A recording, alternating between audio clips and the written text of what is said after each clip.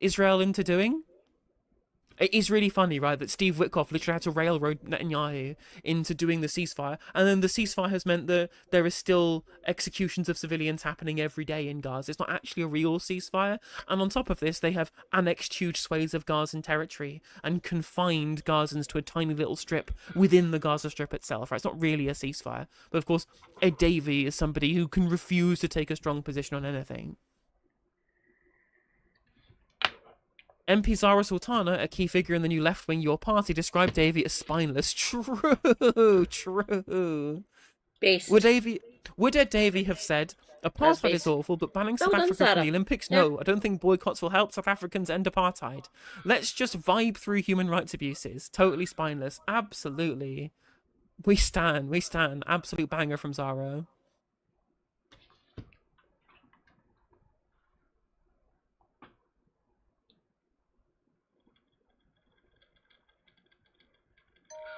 The Green Party, which had previously backed a ban on Israel's participation, said, as Israel have been allowed to compete in Eurovision 2026, the UK must follow in the footsteps of Ireland, Spain, Slovenia and the Netherlands and boycott the competition. The world's largest live music event cannot be used to whitewash Israel's ongoing genocide in Gaza, it added. Based, Green Party taking the correct position, as have Your Party. Weird, again, it's only the left that take the position that agrees with, like, a supermajority of the public here, but, you know, that's just our political class totally out of touch, and it's always Israel, right? It's always Israel-Palestine, where our government's out of touch, and the popularists who believe you should just mould all of your positions to meet the median voter, suddenly that all goes away when it comes to Israel. Suddenly, as soon as Israel is involved, there is this cordon sanitaire around public opinion, where the permanent political class refuse to cede to public opinion on this issue. And not just any public issue, and not just any public opinion, overwhelming public opinion, as you've seen from the opinion polls shown here. Ah, god damn it, stupid sinless bastard being a bastard again. The Conservative Party's chairman, Kevin Hollinrake, insisted Britain is a friend of Israel and should compete in the contest. Yeah, of course he believes that the UK is a friend of Israel, because as Conservatives, they only care about being on the side of the West rather than on the side of morality, rather than on the side of opposition to genocide, because that is what Conservative politics has always been in this country, what establishment politicians have always been in this country. And speaking of establishment politicians, right? Here's Rachel Reeves apparently saying that if you're progressive, you must say you're an unapologetic Zionist, right? It's so funny to me, these people who believe in, like, liberal norms suddenly support, like, ethno-states and colonialism when it suits their narrative, right? When they support genocidal ethno-states and the usurping of, like, liberal pluralism in the modern realm, which should be the basic of any party on the left, whether they be liberal or left. Right? Simple as that. Yeah, no, here she's saying that to be progressive, you must be a Zionist. That is the reality of our government and our political class, but I'm glad to know that the UK public take a totally different opinion on this stuff. And again, one wonders why it's only Israel where they refuse to cede to public opinion. I wonder why. Also, thank you very much, Shrek Ghoul, for the 5 gifties. That's incredibly generous of you. Thank you for supporting the stream today. And thank you, John the Brazen, for 9 months of Prime. Also, thank you for supporting the stream. We appreciate you here. Elbit Systems at Centre of NATO Corruption Investigation. I mean, I'm not surprised in the slightest, yeah? Yeah. Britain might as well boycott. It's less embarrassing than coming last. True. I will repeat to everyone who might be here. I've got someone here. Hi. Hello, lurker. Oh, a wild saltire in the chat. Hi, Libby. You see Labour changing their banners to green. I mean, apparently this is the parliamentary green, but yeah, you know they don't want to be associated with their own party, right? Like, obviously, that's why they do it. Like, I don't think people are just trying to trick people that they're the Green Party, but what they're doing is trying to make it so you don't know which party they belong to, because they know that Labour's political branding ties them to Keir Starmer, who's fucking hated for obvious reasons. I didn't know that, Davinia. I didn't know that. Thank you, Stu Curb, for the 5 gifties. Appreciate the support. Remember, you can support the stream with gifts, memberships, subs, and all that malarkey, prime subs, bits, super chats. You can sign up on patreon.com/NoJusticeMTG. It's £2 on Patreon, only £1 for a membership on YouTube. please consider supporting the stream. It's how I pay my bills.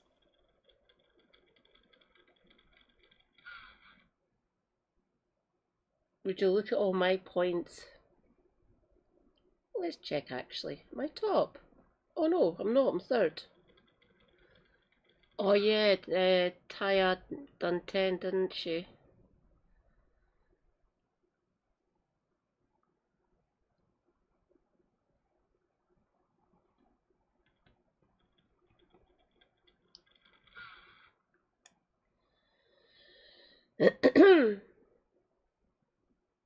Hello.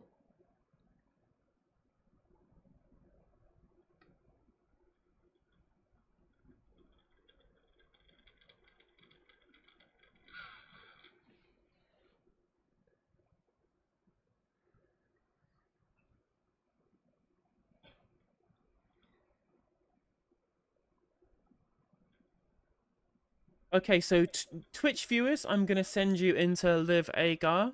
Go and say hi. Go spam some emotes, please. YouTube viewers, I'm going to send you into Mark Lamont Hill to try and, farm some clout. As always, take care, stay safe and free Palestine. I'll be back tomorrow. I've got Novara Live tomorrow. I'm co-hosting Novara Live, and then afterwards I'll also be co-hosting on Turn Left's Normal Islands 2. So you're going to get a whole evening from 6 till 8 of No Justice MTG. Please tune in for that. Free Palestine, all the good stuff. See you tomorrow. Okay. I will wait for people to turn up. Let's bring up the news stories I haven't talked about yet.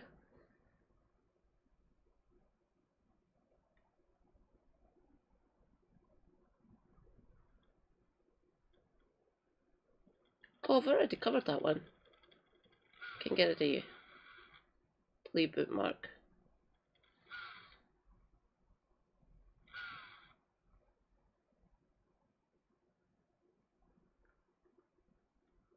Get the other one as well. What's this one?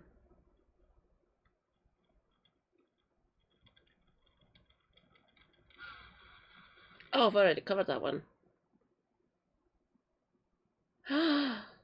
Rejoice, comrades. Yeah, I brought up I've been here for 10 minutes waiting to see Helena finish off, essentially. Hi, Davinia. Rejoice, comrades. Davinia Robbins. Yeah, I've covered you. Go away, Wes, you absolute odious little oik. Ilford North, please vote to cunt out. I beg of yous. Look.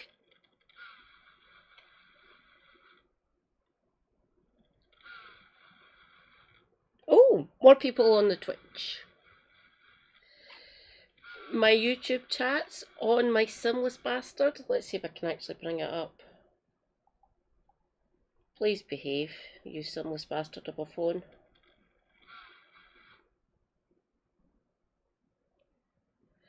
Damn it, I was meant to wash my hair this morning. Fuck it, I'll get it in the morning. The greedy nightmare. That's why I keep on putting it up in the bauble or in my hair clip, which is over there on the bookcase. Ha! This is working. Thank God. There we go. Got my chat. I can see you, darling. Feel free to post baseness.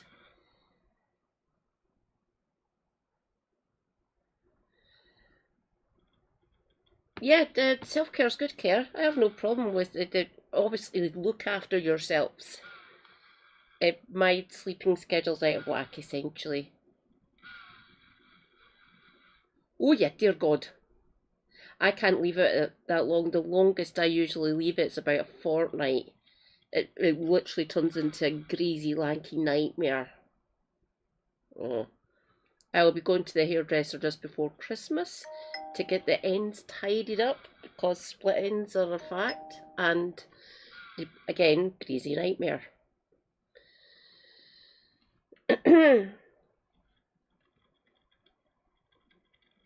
wait to see if more people turn up. I'm being a naughty girl, I'm still drinking.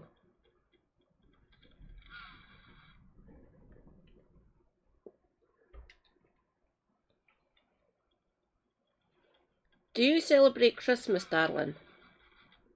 I'm all set. I'm doing the cheats way out. I'm just giving my nephews.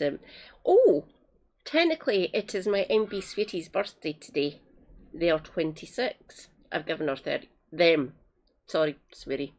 I've given them £30 so they can go for a lunch somewhere.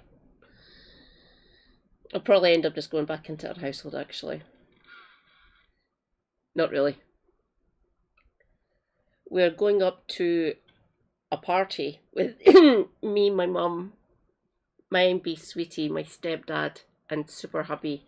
My two sisters don't talk to my husband. They still talk to me. Obviously, they're my sisters.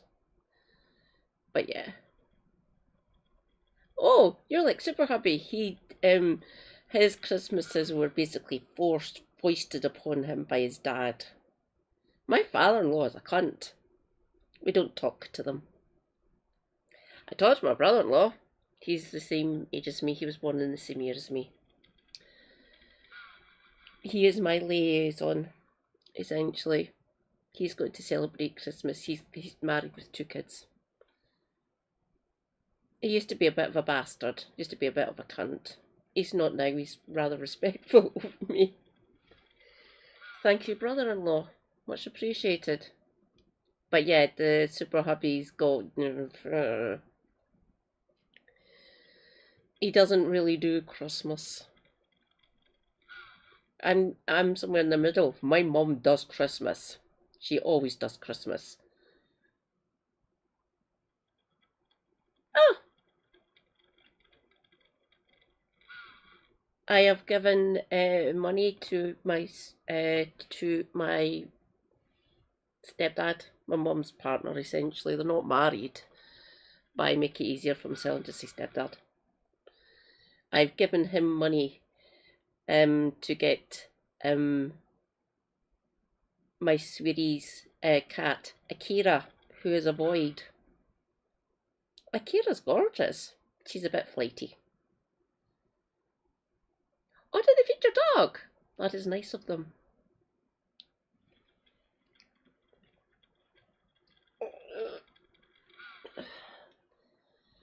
God, that ibuprofen gel's taking forever to fucking kick in. I put ibuprofen gel on my shoulder and stuff to release the muscle a bit. Seems to be taking a while, so that's 40 minutes ago that I put the gel on. If I get the relief, I will see. That's not... Christ, it's going really fucking deep then. The joys of having autoimmune disease and arthritis. Fantastic. And muscle issues.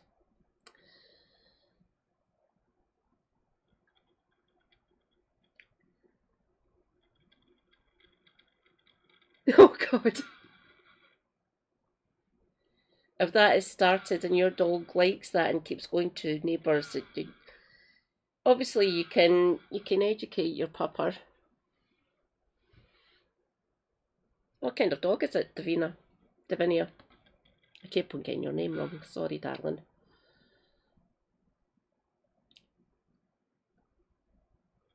Shall we?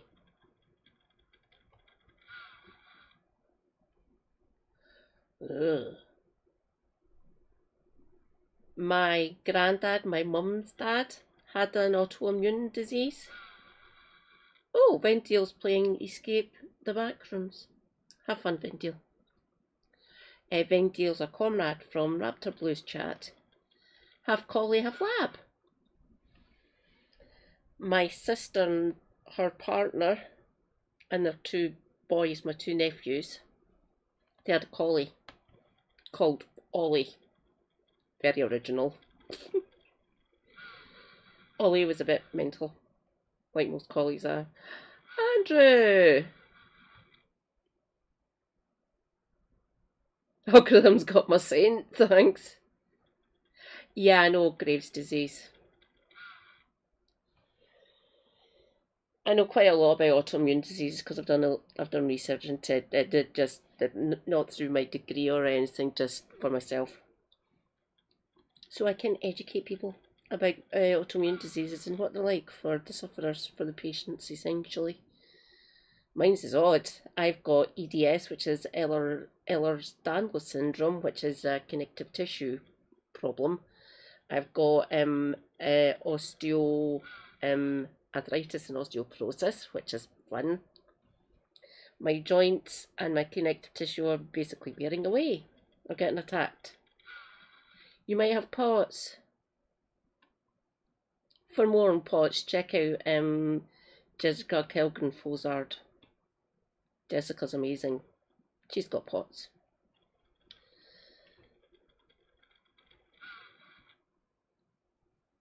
How you doing, Andrew or Andy? Well, what would you prefer, actually? Keep on meaning to ask you. I'm fine either way.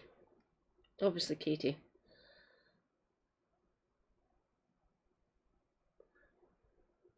I feel you, sister. I do. Trying to do my hair with shoulder and elbow wishes. It's fun. And trying to get Super Hubby to put my hair in a hairband or a scrunchie or anything. Endlessly delightful. He doesn't know how to do it properly. He does try though. He takes good care of me. Let's put it that way. Praise be Super Hubby. He takes good care of your lass. Shall we? Palestine rises up in Doha with an Arab Cup draw that feels like a win. I'll save my voice. Palestine rises up in Doha with an Arab Cup draw that feels like a win. On an emotionally charged evening at Lusail Stadium, the Palestinian national team snatched a dramatic 2-2 draw against Tunisia in the second round of the group stage of the 2025 Football Arab Cup. Palestine versus Tunisia, a draw that felt like a win in the Arab Cup. After falling behind by 2 goals, the Palestinian players rallied with one heart and unyielding determination, turning the game around and snatching a valuable point to top Group A of the Arab Cup with 4 points. The group now stands as 1. Palestine, 4 points. 2. Syria, 4 points. 3. Qatar, 1 point. 4. Tunisia. I will give the options here. I have heard Qatar, I've heard Qatar, and I've heard Qatar. I go with Qatar because that's how it sounds with an Arab tongue, essentially, the Arabic language, essentially. It's usually called Qatar here in the UK, but I call it Qatar. 1 point. Comeback under pressure. A shaky start by Palestine allowed Tunisia to take an early lead, but the collapse of the score did not lead to a collapse of spirit. The Palestinian team appeared transformed in the second half of this Arab Cup match, fighting for every ball, charging forward without hesitation, and displaying the cohesion befitting a team accustomed to standing on the edge. In a long-awaited moment of explosion, the killer equalizer ignited the stands and created a scene that will remain etched in the memory of this Arab Cup tournament. Palestine was not alone on the pitch of this Arab Cup match. The stands were packed with fans of different nationalities, waving Palestinian flags and chanting the Fidai as if they were embracing a wounded homeland. It was a humanitarian scene before it was a sporting one. Voices chanting from the heart of Doha towards Gaza, as if to say, "We cannot stop the war, but we can give you a moment of joy." With this Arab Cup result and performance, the team came close to qualifying for the next round of the Arab Cup, but the deeper achievement was elsewhere, in the eyes that touched the screens inside the tents of the displaced in Gaza, in the smile of a child who lost his home, and in the tears of a mother who saw the Palestinian flag flying high, far from the sound of bombing. View this post on Instagram. A post shared by Canary, @TheCanaryak. Meanwhile, elsewhere in the Arab Cup,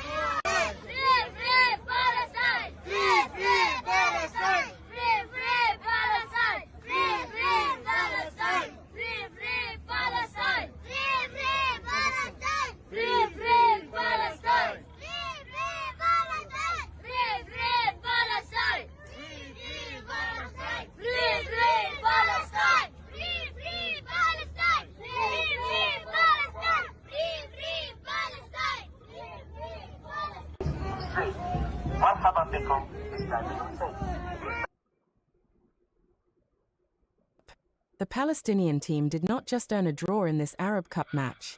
It earned its right to joy and its people's right to a moment of respite. It wrote on the grass of Lusail that sport may not stop wars, but it can give people back a little bit of life. In the other match in the same group, Syria snatched a draw, 1-1, to put Qatar in a crisis after losing to Palestine in the first round. The third round of Arab Cup matches will be played on Sunday, with Palestine facing Syria and Qatar playing Tunisia. Featured image via the Canary.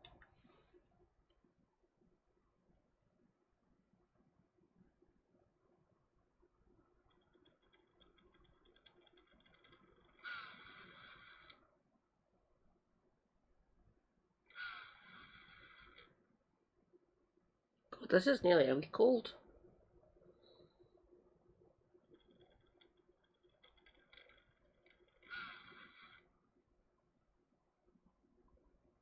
Lebanon, Palestine.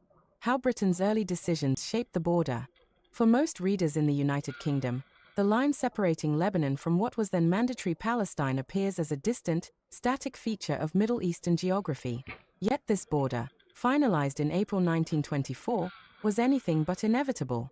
It emerged from 8 turbulent years of diplomacy, rivalry, miscalculation, and competing national projects.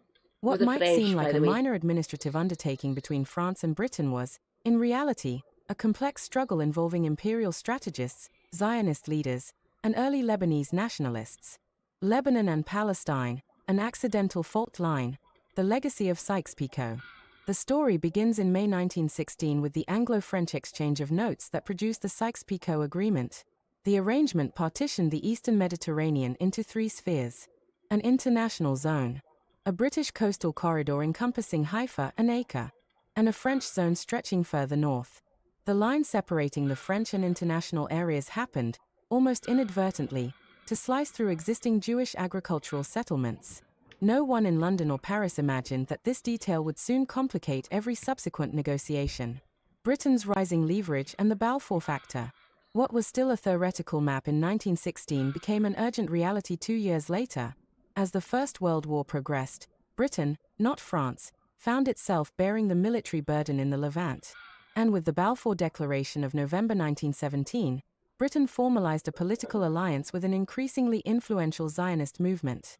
When Allied forces established the Occupied Enemy Territory Administrations in September 1918, Britain expanded its control northwards to include the Safed region. France accepted this reluctantly, but it triggered a deeper Franco-British contest over what, exactly, Palestine should include. At that time, Palestine was not a political unit but an Ottoman geographic description referring to the districts of Jerusalem, Nablus, and Acre. Britain nonetheless intended to create a new entity under its mandate, one that required clear northern limits. Where should Palestine end? Britain's ambiguity versus Zionist precision. For Britain, the exact location of the northern boundary was of limited strategic importance. For Zionist leaders, however, it was existential. A viable future state. It's been windy for the past, what's that, midnight? It's been rather windy for the last 14 hours, darling. The way it happened here, the back courts behind me where I lit drying area, it's not drying green anymore, it's a drying area out there, that window behind me, you can see my curtains. The wind comes in at 4 key points and it gets trapped and it sounds louder. You used to hear it more prevalently when I was down at the window, but Super Happy's rearranged the living room for me, so I'm up nearer the radiator, which is right there. Yeah, Belfast has been battered, essentially. Fun. I've got friends in Belfast. I hope they're okay. I hope they're sheltering in their houses. Only got windy at about 6 o'clock, so about 6 hours ago then. They argued, needed access to the water resources of the Upper Galilee, particularly the Litani River and the springs near Mount Hermon. In February 1919, the Zionist organization presented to the Paris Peace Conference a proposed border running south of Sidon, looping inland along the Litani, crossing into the Golan, and returning southward. Their justification was economic. water, not scripture. France rejected the proposal immediately, insisting on the original Sykes-Picot line as its baseline demand. Two incompatible claims, French and Zionist, were now firmly established. Lebanese nationalism enters the frame. France strengthened its position by backing the nascent Lebanese nationalism that it had secretly been nurturing. In August 1919, it sponsored a Maronite delegation led by Patriarch Elias al-Hawayek, who argued in Paris for a larger, autonomous Lebanon under French mandate. France. I hope you're staying safe, Andrew. I do. I can't go out in that sort of weather. Don't get me. I actively avoid snow and ice and all that fucking bollocks because I'm unstable, even in normal conditions. I bet they are. They're fantastic with Scottish place names as well. Just get Scottish people to pronounce these places, please. Make it easier for you. You really would. Thus gained its own local partner, much as Britain had the Zionists, turning the border question into a three-way contest. The Deauville proposal, when theology. Remember how bad our government is? They suck. Especially back then with the Balfour Declaration. I've done histories on this one. I've done videos about the Sykes-Picot and the Balfour Declaration as a leftist. Don't like it. Colonialism and imperialism fucking suck for many, many reasons. And the history of the British Empire, steeped in blood. Fun.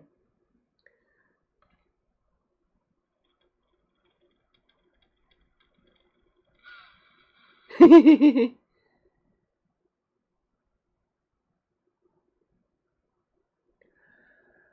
don't need to feel guilty. I try not to. I smoke cigars every now and again, plus I've got this. Became geography. Seeking compromise, Britain issued the Deauville proposal in September 1919. For the first time, London adopted the formula that Palestine should stretch from Dan to Beersheba, a biblically inspired definition drawn from a historical atlas by Scottish theologian Adam Smith. Ironically, while British statesmen invoked scripture, if anyone's interested about what they're referring to there, I can show you it. It's delightful.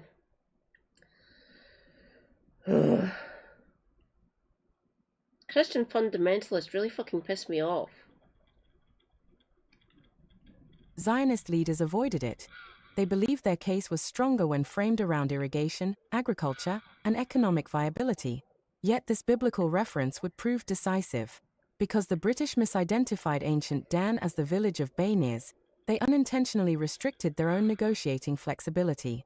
The Litani River lay far beyond this point, making its inclusion diplomatically and scripturally awkward. French hardlines. The Litani must remain Lebanese. By February 1920, the French position was unambiguous. The Litani River, in its entirety, must remain within Lebanon. For the Zionist movement, this was a serious blow. Chaim Weizmann personally pressed both French and British officials, warning that Palestine without the Litani, the Upper Jordan, and the Yarmouk would not be an economically independent state. But French resolve, combined with Britain's biblical framing, left little room for maneuver. Tel Hai and the shift in territorial calculations. A turning point came in March 1920 with the Tel Hai incident, which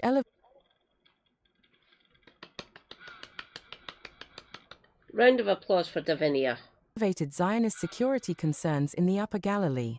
Responding to this, France proposed in June a border that pushed slightly north from the coast at Ras al Nakura, then curved inland to include Metalla and the Hula Valley as a finger projecting into Lebanese territory. This compromise kept the Litani entirely within Lebanon while ensuring that Jewish settlements in the far north remained inside Palestine. The final push, Zionist appeals fall on deaf ears. From summer to winter 1920, Zionist diplomacy intensified. Weizmann wrote impassioned letters to British leaders arguing that the Litani was vital for Palestine's future and of marginal value to Lebanon. His pleas gained sympathy but no political traction. British officials charged with negotiating the final agreement found themselves boxed in. As one diplomat candidly wrote, discussions had been constrained by the historical basis, a euphemism for the biblical map that Britain itself had introduced. The 1920 agreement and its aftermath. On the 23rd of December, 1920, Britain and France reached a preliminary agreement, adopting the French proposal for the Lebanon-Palestine boundary. A joint commission finalized the demarcation in February 1922. The British cabinet approved it the following year. The final treaty made only passing reference to water rights, focusing mostly on the Jordan and Yarmouk rivers. The Litani, whose inclusion Zionists had pursued relentlessly, was not mentioned at all. One small section of the border between Metalla and Bainis was left open for potential adjustment, but the broader framework was settled. Britain and France had drawn a line that still shapes Middle Eastern politics today. A legacy still visible today. What emerged between 1916 and 1924 was not merely a boundary but a political geography that continues to influence conflict dynamics in the Levant. The sections disputed today, such as the Shebra Farms, the Golan Edge, and the village of Gadja, are direct outgrowths of compromises, cartographic misunderstandings, and imperial rivalries of that era. For Britain, this history is a reminder of how decisions made in distant conference rooms echoed across a century. For Lebanon, the Zionist entity, and Palestine, it remains a lived reality, one that demonstrates how borders drawn with indifference or ambition can become permanent lines of tension. Featured image via the Canary. Correct, Vinia. Yeah. Because of the Christians within the government back then, wanted this framing, wanted it set up like this. They did indeed. Yeah.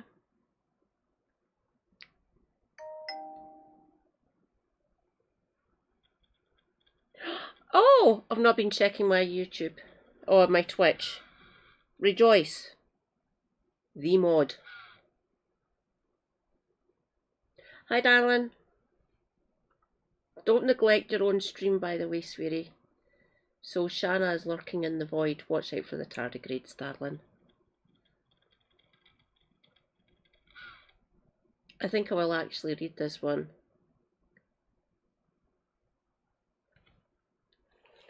Okay, let's get these set up properly.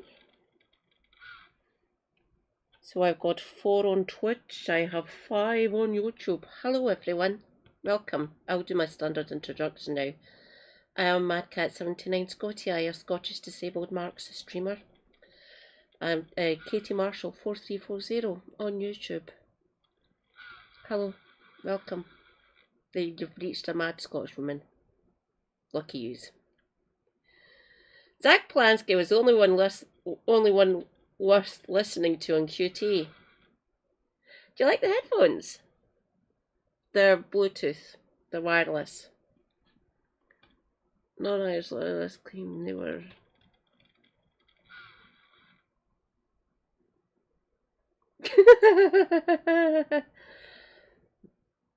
My friends and comrades who live in Belfast and Ballycastle, oddly enough, they're Catholic. Some of them are Republicans. So Ballycastle is classed as a sort of little Republican enclave on the north coast, essentially. My sister's in-laws are from Ballycastle. They still live there. So my sister's mother-in-law and 2 of her in-laws are still in Ballycastle. One's in Dublin now, living in Dublin. And 2 are just outside Belfast. Zach Plansky was the only one worth listening to on Question Time. I will actually read this one. Zach Plansky tore into the establishment's dangerous distraction tactics on immigration on Question Time last night. So this is from last week. But the Green Party leader also thoroughly embarrassed the BBC over its own role in pushing the divisive narrative of the super rich. Correct, Fiona Bruce sucks. Oh, look, the canary actually tweeted. No one else on the panel was worth listening to tonight. Well said, the canary. Yeah. Speaking on an immigration special, Polanski asked the BBC, when are we going to have a cost of living special, or a climate special, or a tax the rich special? Based.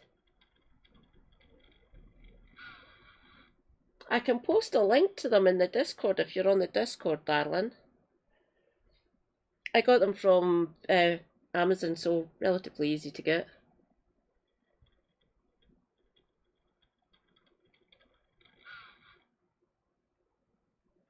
I got my payment technically yesterday, so Tuesday. So my next payment's not until January. Oh, watch this space. Twitch comrades. Your lass has ordered both animated and static emotes. Watch this space. I'll get my main mod to help me upload them essentially. So I'll get back to you. And if anyone likes the look of them, 19th. That's just a week before, essentially. That's an excellent question, considering the cost of living and declining public services are consistently the top issues on ordinary people's minds. Correct. Yes, they are. Most British people also care deeply about the environment and firmly believe a wealth tax is necessary. Based. And surprisingly, so do a big chunk of Britain's wealthiest people. These issues aren't what the dominant neoliberal establishment wants to prioritise. Because this Labour government fucking suck. For a more coherent and more based take on the economy and things of that nature, watch No Justice. Helena's based. She's better at this than me. Polanski's question clearly rattled Question Time presenter Fiona Bruce, who awkwardly responded by suggesting that specials on those topics weren't necessary. Beg to differ, Fiona. Thanks. I think it's probably true we talk about cost of living every week. Citation needed. So I'm not sure we need a special programme for it because we do it every week. You're talking BS, Fiona. Trust me on that one. Who really wants us to obsess over immigration and underplay everything else? Good point. Polanski also shared a candid conversation with a woman he met as soon as he got into Dover for Question Time, who told him, "We are not obsessed with immigration in Dover. Actually, the things we care about are our NHS, our libraries and our schools."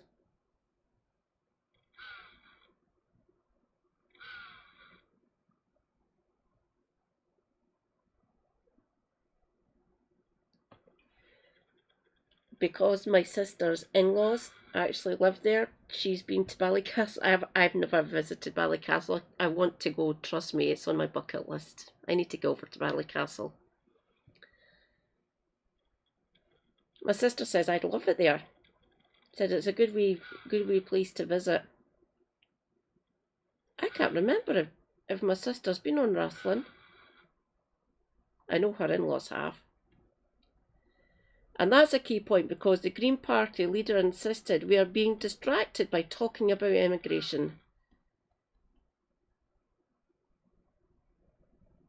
Yeah, I did notice that, darling.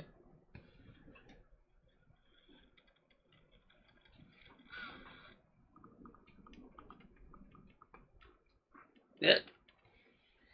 Speaking about housing in particular and the horrific government suggestion of putting asylum seekers in military barracks, he stressed, we have a million households on the waiting list.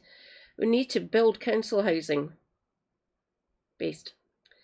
We need to build these houses anyway, so let's stop pitting communities that were born here against people who are fleeing war and persecution, or even migrant workers. Let's actually say when we build these houses for local communities rather than property developers who can land back and sit on its assets.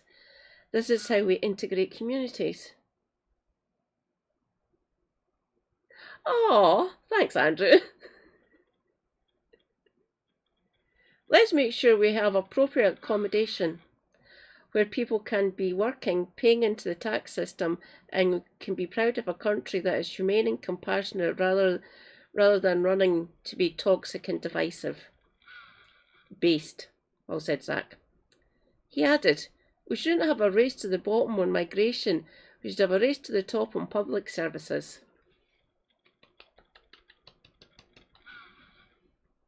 And he clarified that the issues with the NHS, the issues with lack of council homes, the issues with society feeling broken are not the issues of migrants or someone who is clinging to a small boat. They're the issues of 14 years of conservative austerity, based incorrect, continued by a Labour government who say this is an island of strangers. But actually we're a government of cowards because you won't tell people the truth about migration.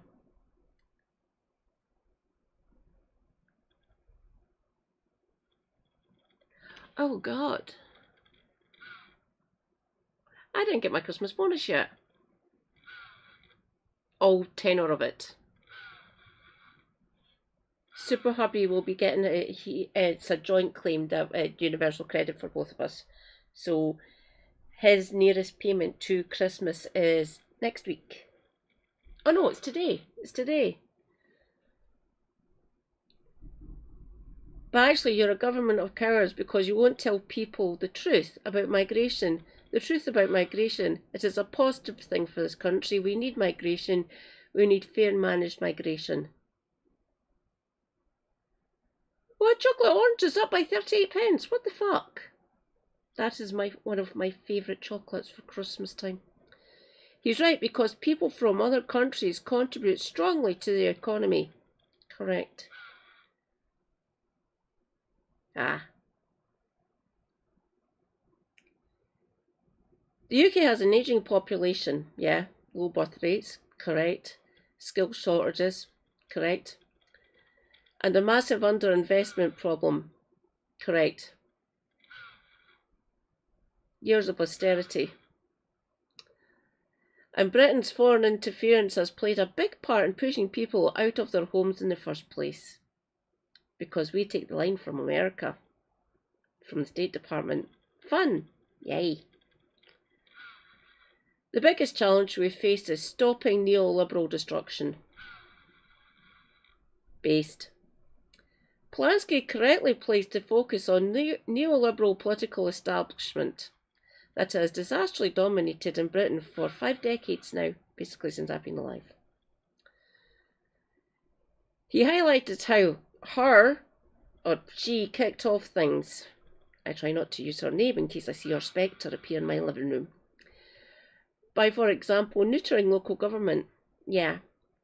And how the Tories and their allies decimated community spaces after 2010 by massively cutting public spending. I will say again, austerity never fucking works. It's purely ideology. 14 years of austerity rule led by a despicable closure of over 1,200 youth centres and the loss of over 4,500 youth workers. This has contributed to an increase in loneliness and crime, less real-world interaction and poor performance at school. Neoliberalism is what's been screwing this country over, not immigration based. And the sooner we focus on that, as Polanski brilliantly did on Question Time, the sooner we can start repairing the damage. Correct. And based.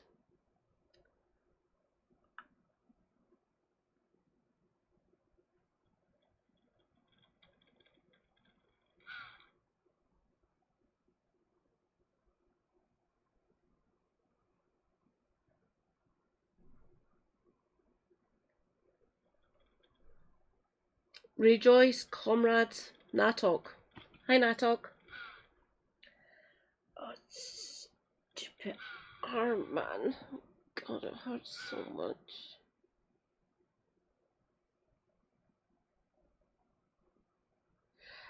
That's where we do our main shop, and Super Happy was saying to me.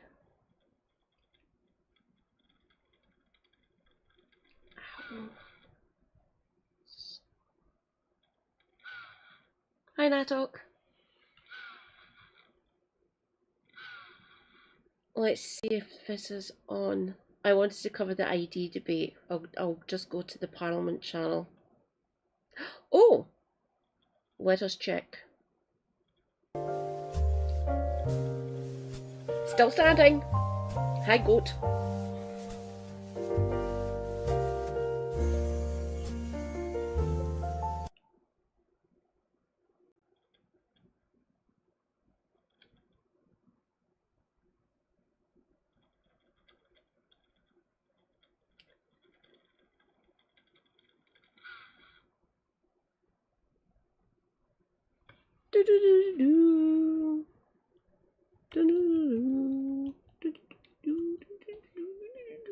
Where are we? Digital right?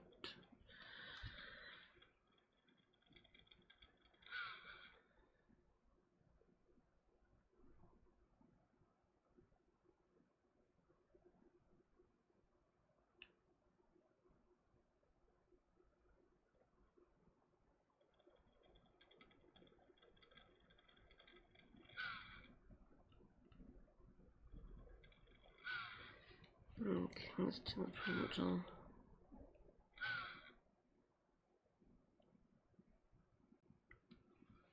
Well. Oh, let's see what pensions.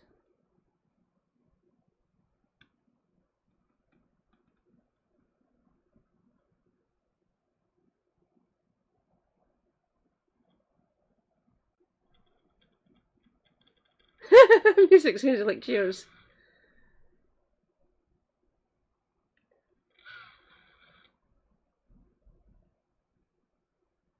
Builders! Over 20 minutes.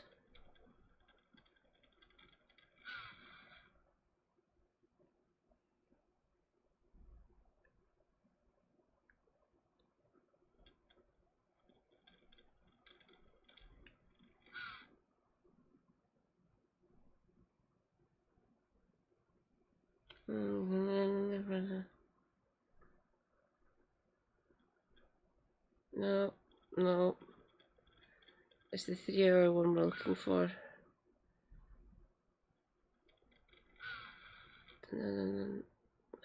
Christ's sake.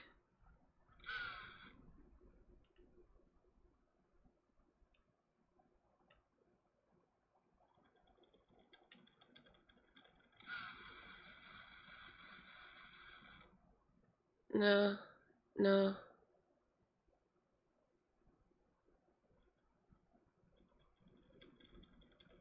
No, that's 3 weeks ago.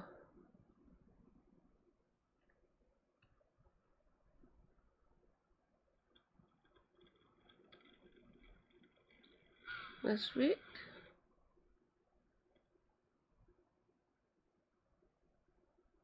This week, over 20 minutes.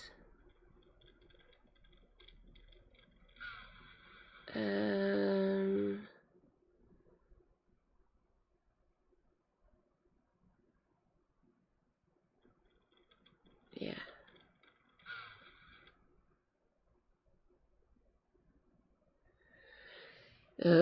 Oh!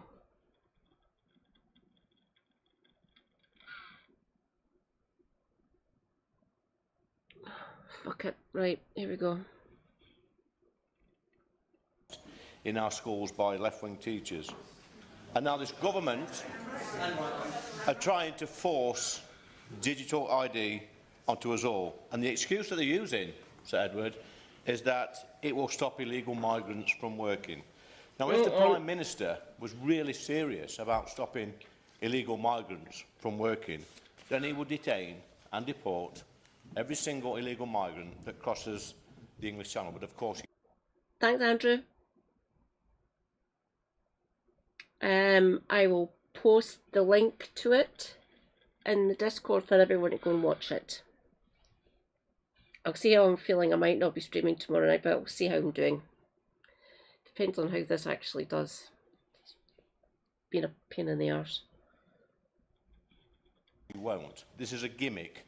It's a pathetic attempt by a weak Prime Minister who has lost total control. Over 5,000 of my constituents signed this petition, and they do not want this government poking their noses into their private lives. My constituents are not illegal migrants. They did not break into this country. They are decent, hard-working people whose fathers and grandfathers and great-grandfathers fought in 2 world wars to secure our freedoms. And every single working person... Benches, the SNP, Plaid Cymru, independent MPs and colleagues from Northern Ireland. In fact, even several ministers in this government have in the past voiced their opposition to compulsory identity documents, and I will give way. Thank you, for the avoidance of doubt, I'm only on this side of the House, because it's the Westminster Hall so packed, it's the only remaining chair. I have not defected to the Labour Party, and never will.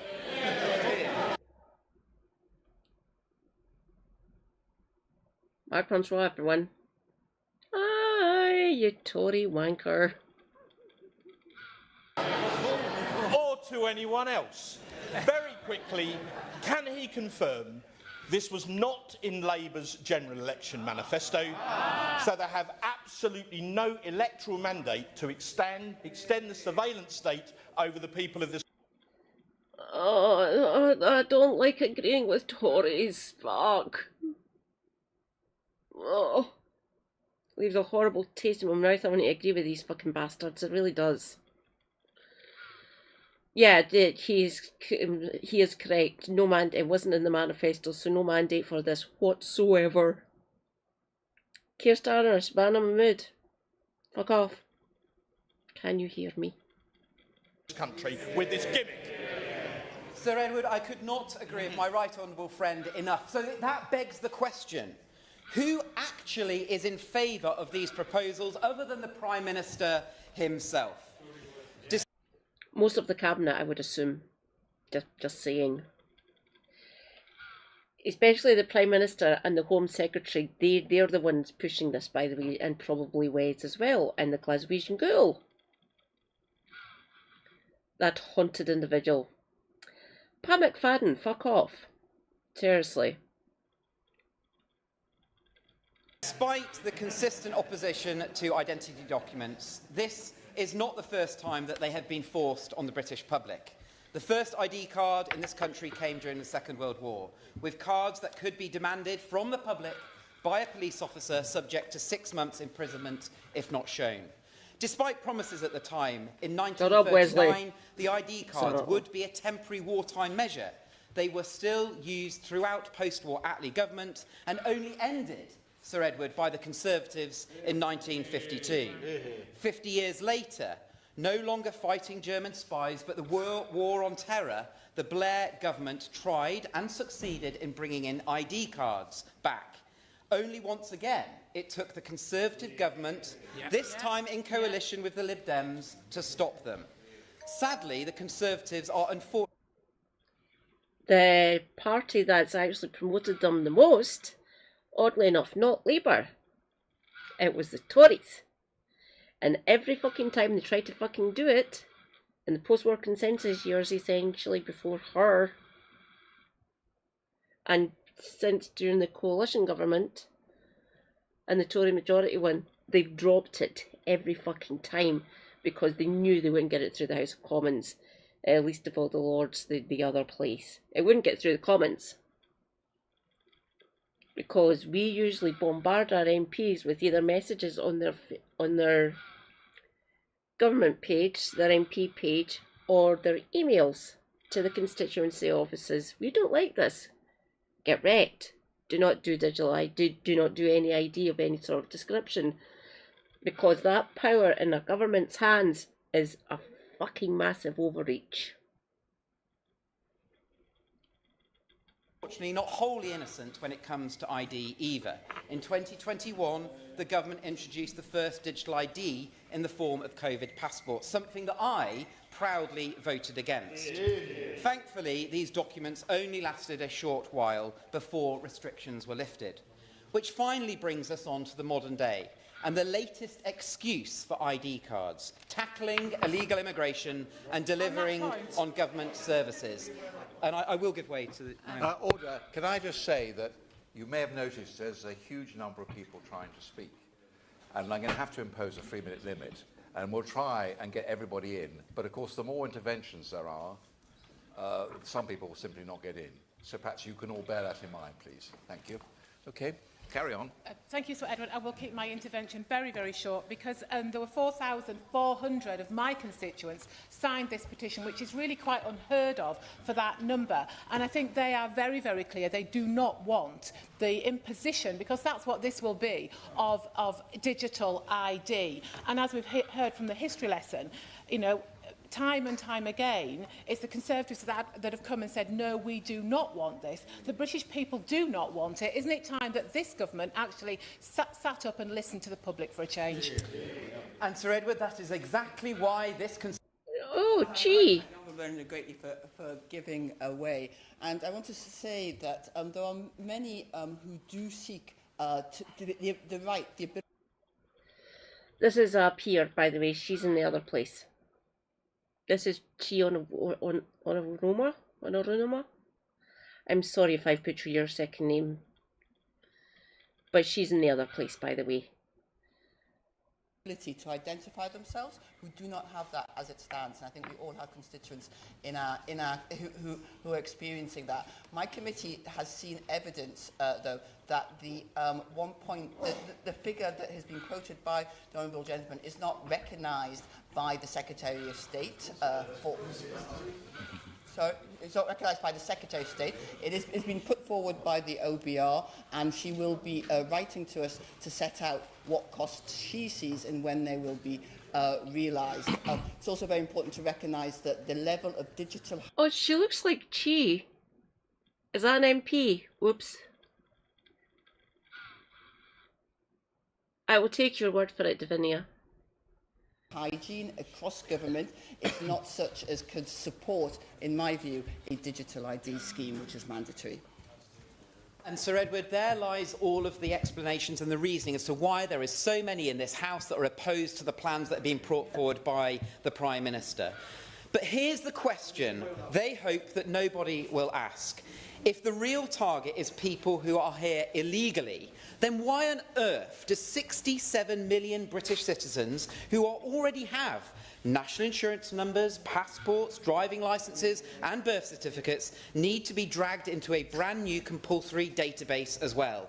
What exactly is it about stopping the crisis of inflatable dinghies in the Channel that requires your son, your daughter, your dad, your 90-year-old grandma to hand over her data to and facial geometry to the Home Office server? And I will give way. I'm grateful to my honourable friend for giving way. My constituents in Epping Forest are deeply concerned about the prospect of digital ID cards. Many have written and spoken to me, and over 5,600 have signed the petition. Rather than improving the delivery of public services, this scheme actually risks wasting billions. Constituents' answers on the details of what they're actually proposing. I couldn't agree with the honourable member enough, and I suspect the Minister will be coming out reiterating lines that he was given from the Prime Minister before this debate. And just look at the social credit system in China. Facial recognition linked to ID penalises people. Blacklisted citizens cannot buy train or plane tickets, book hotels or apply for certain jobs. This government has already indicated that migration, work and renting will be tied to ID. But how long will it be before future governments push further? And I was looking for Jeremy. Okay, let's see.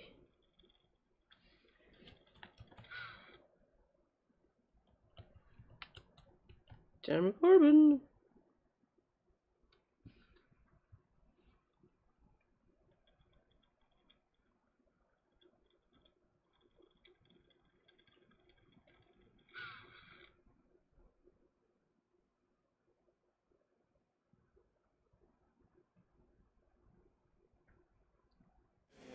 Jeremy Corbyn, can you come forward to a microphone, please?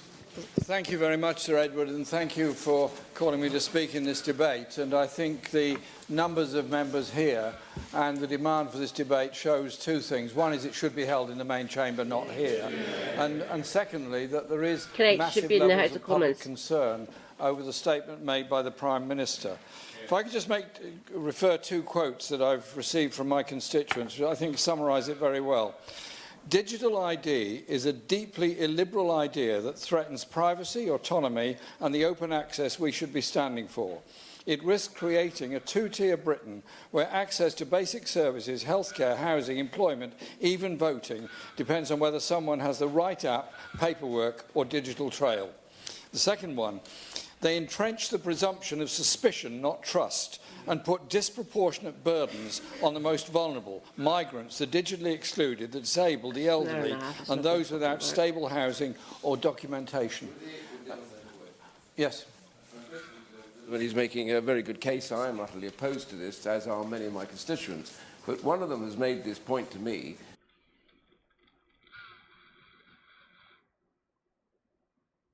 Newcastle Central, G on Wirral, Labour. Thank you. Thanks, Davinia. Oh, don't make me agree with IDS. I hate the fucking bastard. He came after me. People like me. Him and Gideon can basically go and fucking get wrecked. I despise Ian Duncan Smith with every fibre of my being. She forecasted to lose her seat. Fun. Reza, where be you, my comrade? We have Reza Lindsay.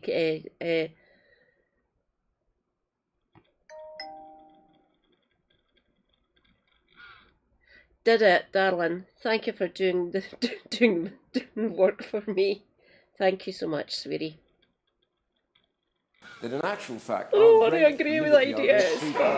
That the state has to prove you guilty before you have to make a charge. So innocence before guilt. This reverses that, such that almost everybody on an ID card is assumed to have guilt until they have discharged themselves as innocent. Doesn't that break against all our freedoms? I thank the member for the intervention. I think he's making an important point there, because the huge numbers that have signed this petition indicate...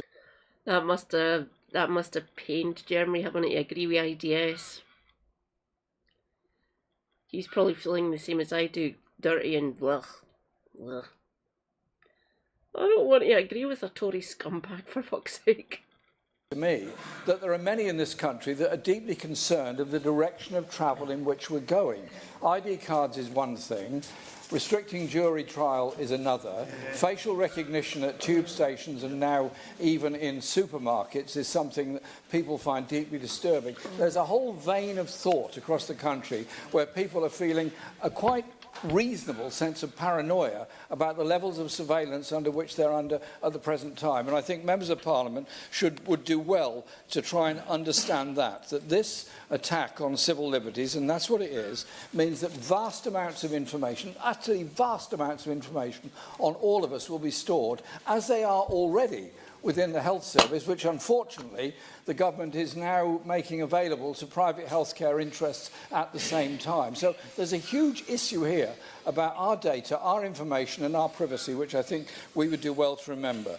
The last point I want to make is this. This debate is being pushed by commercial interests who will make a great deal of money out of providing the necessary technical equipment to set up this surveillance system, that will do very well out of it, and we are being pushed into agreeing it by them. I think it's time for members of Parliament to say, listen to what people are saying, listen to the concerns, have a proper debate in the chamber about this, and say no to the government, as we've said no before.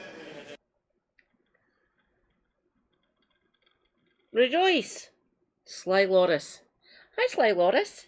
I see you in chat every now and again, with Helena's chat, that is, in Kev's chat. Hi, welcome. I will do my standard introduction. Katie Marshall 4340 on YouTube. Madcat79 Scotty on Twitch. I am a Scottish disabled Marxist streamer. I try to concentrate on health and disability and benefits issues, but also politics, obviously. I do be Marxist. I do be a leftist. I'm also an eco-socialist. Hello, welcome. Great to see you in chat. You are indeed.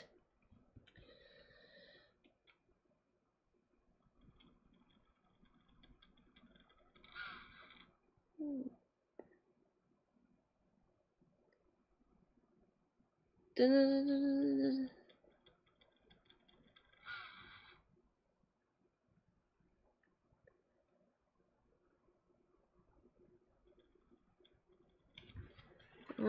let's see if we can get Rebecca. Rebecca Long Bailey. Whoops. I can type, honestly. Stop putting the caps locks, you fucking numpty.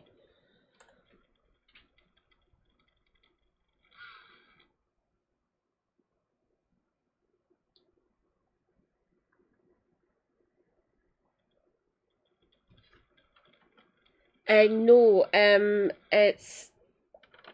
I cleaned it earlier today. Well, yesterday, essentially.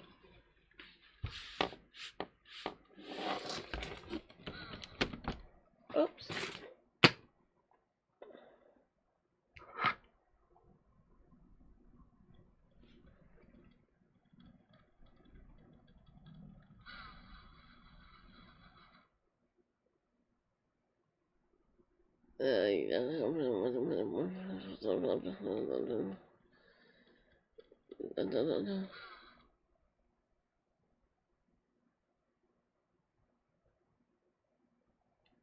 Is that the one that Helena was using? In the UK and globally, and particularly in the context of this inquiry, I've also been supporting and working with both DCIT and GDS for the Digital Identity and Attributes Trust Framework and for One Login as well. Oh, no, that's not it. Good afternoon, everyone, and thank you for inviting. No, that's old.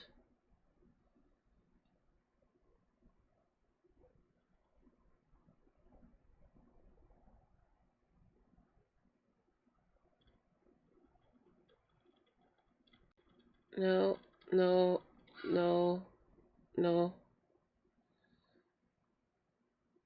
no,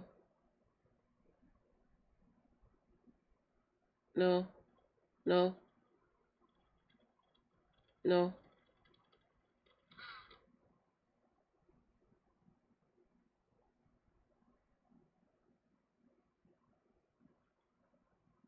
Pete! Pete Wishart to move the motion. Mr. Turner, and it's a pleasure to serve under your chairing once again. I didn't have to say I didn't know I was so popular today, and I'm delighted to see so many colleagues joining us in this short debate. And can I warmly welcome the Minister to his new role. We were, I have to say, shocked and appalled at his unjustified defenestration at the Scotland office, and we were... Oh look, a wild David Davis in chat, in the committee. Look at him. David Davies, you're a wank. It does keep on speeding up. I'm not entirely sure why. Because the laptop itself, I've got a program set up now to actually check the temperature of said laptop.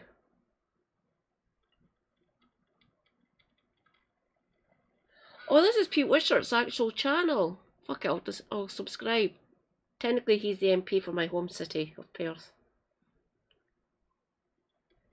You know, he's looking at something. I don't know what he's looking at. It doesn't really matter to his party's dead. David, your party's dead, by the way. Just saying. Pete Wishart's SNP, by the way, everyone. Praise be. Energetic supporters of the Get Ian a Job, Any Job campaign. So we're delighted to see him here in his place, in his rightful place today. It has to be asked, though, who is he upset in the last few weeks to be landed with this particular poison chalice? But here we go again, Mr. Turner. It's taken 20 years, but ID cards are back. This time in a shiny new digital format, turbocharged by modern technology and all the new modern features and technology. Tony Blair, of course, famously tried to introduce ID cards back in the 2000s before being forced to abandon. 2002, actually. It was after his second general election, and he thought because he basically kept most of his mandate, he thought he'd give it a try. I can't remember if it was in the manifesto or not, actually. We are talking over 20 years ago now. I try not to check out the manifestos from the Blair eras for obvious reasons. For my sins, I voted Labour in 97. And at that time, it was before Holyrood got set up, the MP that I was voting for, Jackie Bailey. Ugh. Jackie, we're coming for your seat, my darling. Okay, fair warning. We are going to be, Scottish Greens are going to be concentrating on 2 constituencies in the south of Glasgow. So I'm here in the north, in Springburn essentially. I will not dox myself, but the 2 seats that they are going for, that they're going to be campaigning the most in, are the other side of the river. So that's the Clyde, by the way. I will see if I can help out, obviously. Yes, that is a rather lovely beard, isn't it? I don't know who he is. Yeah, Helena found the full debate. Maybe we need to go on the government website or something. No, she went in through a story, didn't she? Let's listen to Pete, then we'll see if we can find it through a news story. Because I think that's how Helena went through tonight. Them by a fantastic campaign of civil liberty campaigners, of members in this House, and of course the millions and millions of ordinary UK citizens who simply refused to have ID cards foisted upon them. But they're back. Like the spectre from the political grave, ID cards are with us once again, and it's just not possible that Tony Blair might just reach his ultimate aim, objective, aspiration of... I've got a licence, don't worry. When it asks me, everyone has to go through this if you're a British citizen. You have to have a TV licence, by the way. I don't care what they say. That is good. It's a good funding model. They get more money from overseas sales than they do from the TV licence, by the way. And if you don't pay it, you can end up in prison, which is basically a tax. So I call, and so does Super Hubby call the TV licence a tax. It's basically a tax on poor people. Another one. Main one obviously is VAT. And inflation is a thing that exists. Yeah. Getting ID cards back, only this time in the form of his proxy, the current Prime Minister. Now, I had the misfortune of being around back in the 2000s with the honourable gentleman behind me, and we were part of the campaign that defeated Tony Blair at that point, and we're looking forward to defeating them again.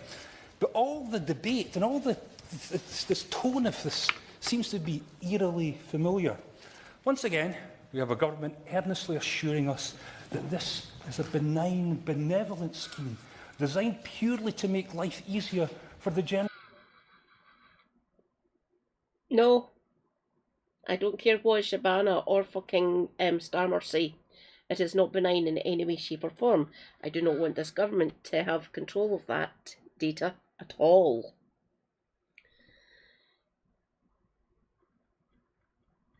No, you have to have a TV licence if you're watching it on playback as well as a platform, a means of actually watching it, whether you watch the BBC content or not. It's like TV, laptop, smartphone, console if you wish as well. That's why it's a tax. You don't need to be watching it live to actually have to get done for not having a TV licence. Trust me, I've checked. Yeah. Plus I have insiders in everywhere. Mostly family members, oddly enough. Yeah, if you watch the iPlayer, you get asked every time, especially when I do coverage, not on YouTube, obviously, because we get copyright cut. Especially if you watch QT. So I have to make sure, yes, I have a TV licence, fuck off. You do actually, darling. You have to have a TV licence to watch BBC content on YouTube. It doesn't do it. It doesn't do it. If you go through the iPlayer, you get asked every fucking time, which is rather annoying, really. But yeah, if you watch it on YouTube, you still have to have a TV licence. For more than that, you did just feel to ask me. Public, they talk about like Tesco club cards, about never having to find your utility bills ever again, like it's nothing more than a boarding pass. It's a sort of, don't you worry your silly little heads about this mass data collection or our newfound ability to monitor your every move. We're the UK government. Of course you can trust us. Well, Mr Turner, we've heard it all before. And we know that this campaign is only going to be ramped up because the concerns remain the same. The threats to our privacy and civil liberties, the risk of mass surveillance, the dangers of government overreach, and the only two real vulnerabilities that come with storing vast quantities of personal data. And we only have to look at the newspaper headlines this morning to see the true effects of that particular fear with the breakdown in Amazon workplaces. Imagine if that was the personal data of everybody across the United Kingdom. I'll go away briefly. Yeah. Wayne, I thank you for bringing this debate, because it is an issue that I think the general public is engaged in. But he will know that Scotland has its own identity card, known as a Scot card, which is used to store benefit data, debt data, the checks to make sure people can work with vulnerable people, court data, tax data. Quite incredible. And there's real fears that this... They are not centralised. The Scot card is a way for under 25s or under 22s, essentially, to access social services.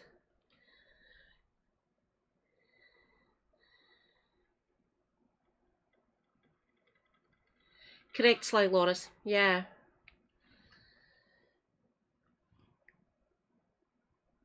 This isn't TV. This is technically Pete Wishart's actual channel, so this isn't part of BBC content or UK government content. Well, technically it is, but it's uploaded by Pete Wishart himself. Well, I would assume not him personally. He's a bit busy, so probably someone in his constituency office is loading this up, or in his Westminster office down in London. The UK government YouTube channel. I've done it once when it's asked me to say that I've got a TV licence before on YouTube. It doesn't happen as much now, but you still need to have a TV licence to actually watch the UK Parliament channel on YouTube and anything from the BBC. To be very short. So I'll get to my okay. I thank you for again. So does he share the concern of Big Brother Watch that this is a mandatory ID system in Scotland in all but name? And does he share the concern of my residents that the data... They are not collated together. They are all separate things that the persons access. Technically, I've got a government ID card from the Scottish Government. It's called the National Entitlement Card. It's for my travel. But it doesn't collate other data of mine. It is only for my bus travel or other travel. I get heavy discounts on rail travel and ferry travel as well here in Scotland through the National Entitlement Card. But no other data is collated with it, just my travel habits. And you've got the same as well in different cities, different areas in England and Wales. They're basically just travel cards. And the Young Scot card gives young people access to social services, but they are not aggregated together. Don't you worry. If you can prove you're a British citizen, you should be fine, which I assume you can anyway. But a lot of they keep on conflating the what happens up here with an actual ID card. That they aren't. They're all separate things that get run by the Scottish Government.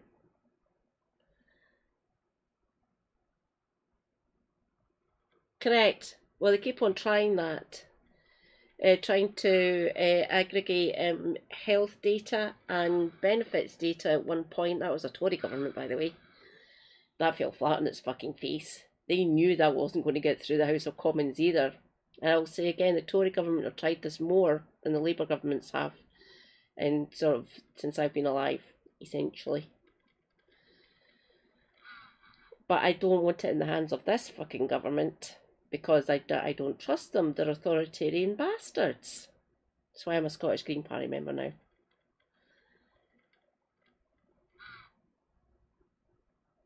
I don't blame you, darling. Should be leaked. Thank you.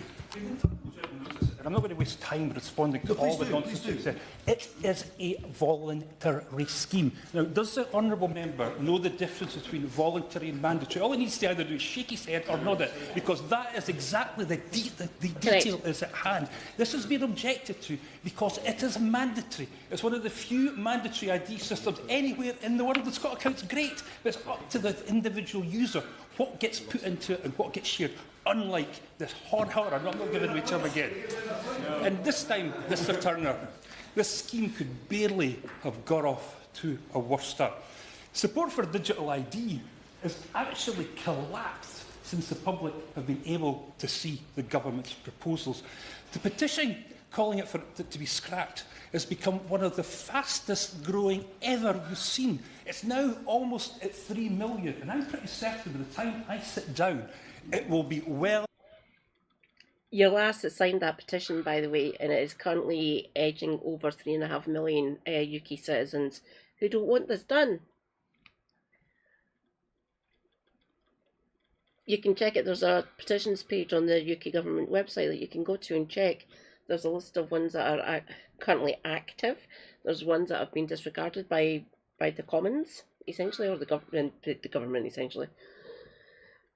And ones that are up for review. Basically, they're covering it in debates and stuff. These kind of things usually get done in with either private members' bill or overwhelming majority saying to the government in the House of Commons, fuck off. Which is basically rising now with a lot of MPs. Yeah. Over 3 million signatories. And I saw the Minister, I heard the Minister on his car crash interview on Radio Scotland, where he both simultaneously at the same time told us the government plans were both compulsory and voluntary. He went on to say apparently it would be mandatory for some purposes, a sort of partial compulsion, if you like, a digital... Proven track record of being completely fucking useless at keeping track of the data, or getting leaked or getting hacked by outside interests, essentially bad actors. I don't want that to happen.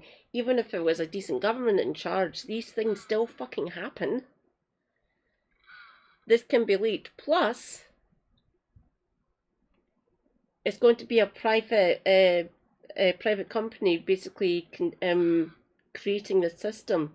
I don't trust capitalists with this sort of rollout. I don't, in any way, shape or form. You do not want a pissed off Scottish woman coming after you. You really fucking don't. I can be heard. I do get rather loud. So, yeah. Don't piss me off. Best not to, really. Half pregnancy. Maybe this is a Schrodinger's Brit card. Yes, we're going to wait. Thank you, Mr Chair, and thank the honourable member for giving way. Would the member agree with me that the vast majority of the population across the UK, including Northern Ireland, are clearly seeing what this is? It's a breach of their data, it's a breach of spying on them, and that the mass population are now opposed to this? Yeah, absolutely. And support for this, as I've said, has been plummeted right across the United Kingdom. I'm not surprised that's the case in the United Kingdom. So let's just dispel with this notion. This is a mandatory scheme. It is compulsory. It's to be compulsory for work, and if it's compulsory for work, it's going to be mandatory, full stop. The only people who won't need one of these Brit cards are people who plan never to work, never plan to rent a home or have access to public services, and never take part in any part of normal life. Now, as we know, all of this emerged from our friends in Labour Together. It was them that first proposed this, and it has been adopted by the Labour Party. And for some reason, they thought they would call this the Brit card, almost immediately alienating most of Scotland and probably about half of Northern Ireland at the same time. And it's given the recent controversies with Labour Together, it's probably a good idea for the Minister and his government team to stay as far away and as distant as they possibly can from Labour Together. But, Mr Turner, let's have a proper look under the bonnet of the great British Brit card. The government says that it will be free of charge this time around and available to all citizens and legal residents, which I think is so far so good. But we still don't know its reach. Who will be expected to adopt one and take one? There's already been rumours that 13-year-olds might have to have a Brit card, though that has been disputed by the government. And we already know, of course, that our veterans will be the first of the many digital guinea pigs. On that point? Yes, of course. As a veteran, I looked yesterday and I was quite disgusted to see that the veterans are being used as guinea pigs with a smoke screen to actually test this. Trying to basically distance yourself from civil society. It might prove tricky, to say the least. I can't exclude myself from civil society because the disabled then I have to access the NHS, I have to access the benefit system and things like that. I can't exclude myself because that's one of my main incomes coming into this household. So excluding myself from civil society in any sort of form like that is going to be a detriment to me and my super hubby. Yeah, I'm not going to be able to do it at all. So I will literally get forced into this system if they bring it in. And I don't want that. I really fucking don't. And I don't like my MP. She's been following the party line since she got into the House of Commons last year. I don't like her. I really don't. My constituency that I live in said we have to get rid of the Tories, so we have to vote Labour back in. No, we don't. You could have stuck with our SNP MP. She was doing quite well for us, thanks. And now she's voting for some of the most dogshit fucking policies ever introduced by a British government. Thanks, Maureen, you fucking monster.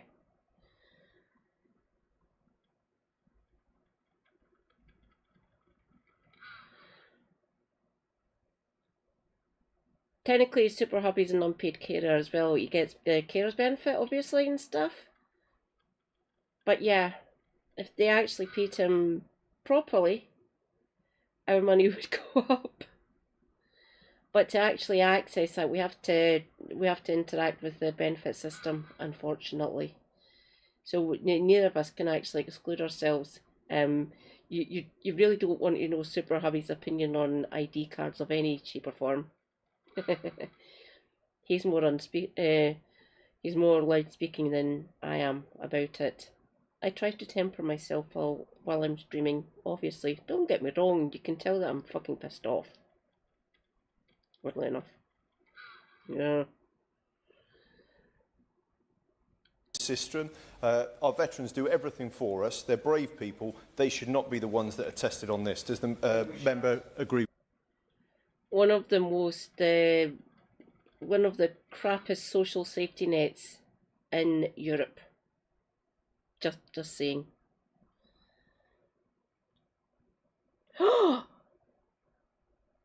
7 stream streak. Rejoice. Natok has been here for 7 streams. Thank you, Natok.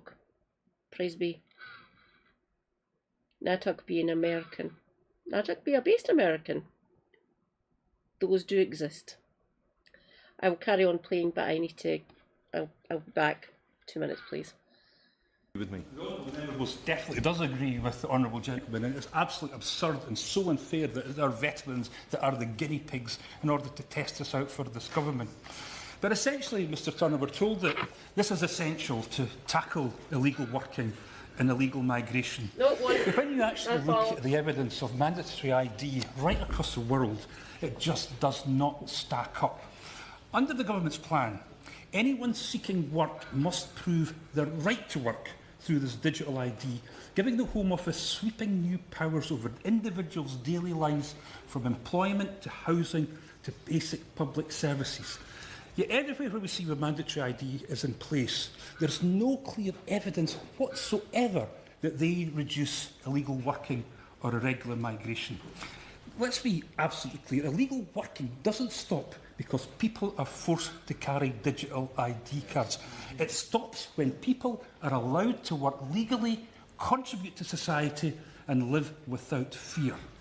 Now, Big Brother Watch has called mandatory digital ID a civil liberties nightmare, and they are absolutely right. Amnesty International warns that such a scheme risks becoming a honeypot for hackers and a tool for state surveillance. Again, absolutely right. It's also been the case, Mr Turner, that the UK has never been the sort of nation where it's been normal to have to prove who you are when you've not been suspected of doing anything wrong. Now, I don't share the concept of being British, but there's something particularly un-British about having to surrender huge amounts of personal data just to access basic services.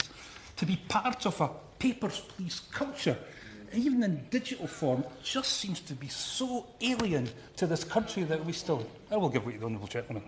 Thank you. Most of his conclusions here. Does he agree with me that actually, in hindsight, the use of a COVID passport by the Scottish Government was a mistake, and especially in the way it exposed the Government to criticism from the Information Commissioner about the lack of transparency of how that data was used? Because he needs an answer to that. No, I don't think it was a mistake to have that in place. I think it was absolutely the correct thing to do. But mandatory digital ID would fundamentally change the trust-based relationship between citizen and state, replacing it with one of constant verification and oversight. And let's not forget about the danger of mission creep. Once this type of infrastructure exists, it very rarely stays confined to its original purpose. The government says that the police won't be able to demand to see a person's digital ID, but can anyone seriously believe that that won't change over time? And this just isn't about what this government might do. It's about what every future government might do too. We're not just empowering this Labour government, we're empowering every government that will come after it. Can you just imagine the sight of Prime Minister Farage with the data of the nation at his fingertips with all of his authoritarian tendencies? It scares me half to death, and it should scare the whole of the House half to death. Then there's the cost. The government have been very coy about the costs, reluctant to even give us any sort of ballpark figure, and they're absolutely right to do so too. Now, those that have been prepared to work out an estimate on their behalf have said initially this could cost anything between 1.2 billion to 2 billion, a gross underestimate of what that would cost. The Friends and Labour together, of course, laughingly told us that this would be £1.4 million. But we all needed to look at the costs of the physical ID to get some sort of sense of what it. I have to re-up my coverage, my check-in with Big Brother Watch. Really, it might be worth my while, really, because I have to interact with government institutes essentially on the Department of Work and Pensions, Passport Office, things like that. So maybe I should check in on Big Brother Watch more often now. I used to check it quite a lot during the pandemic when we were basically confined to our houses.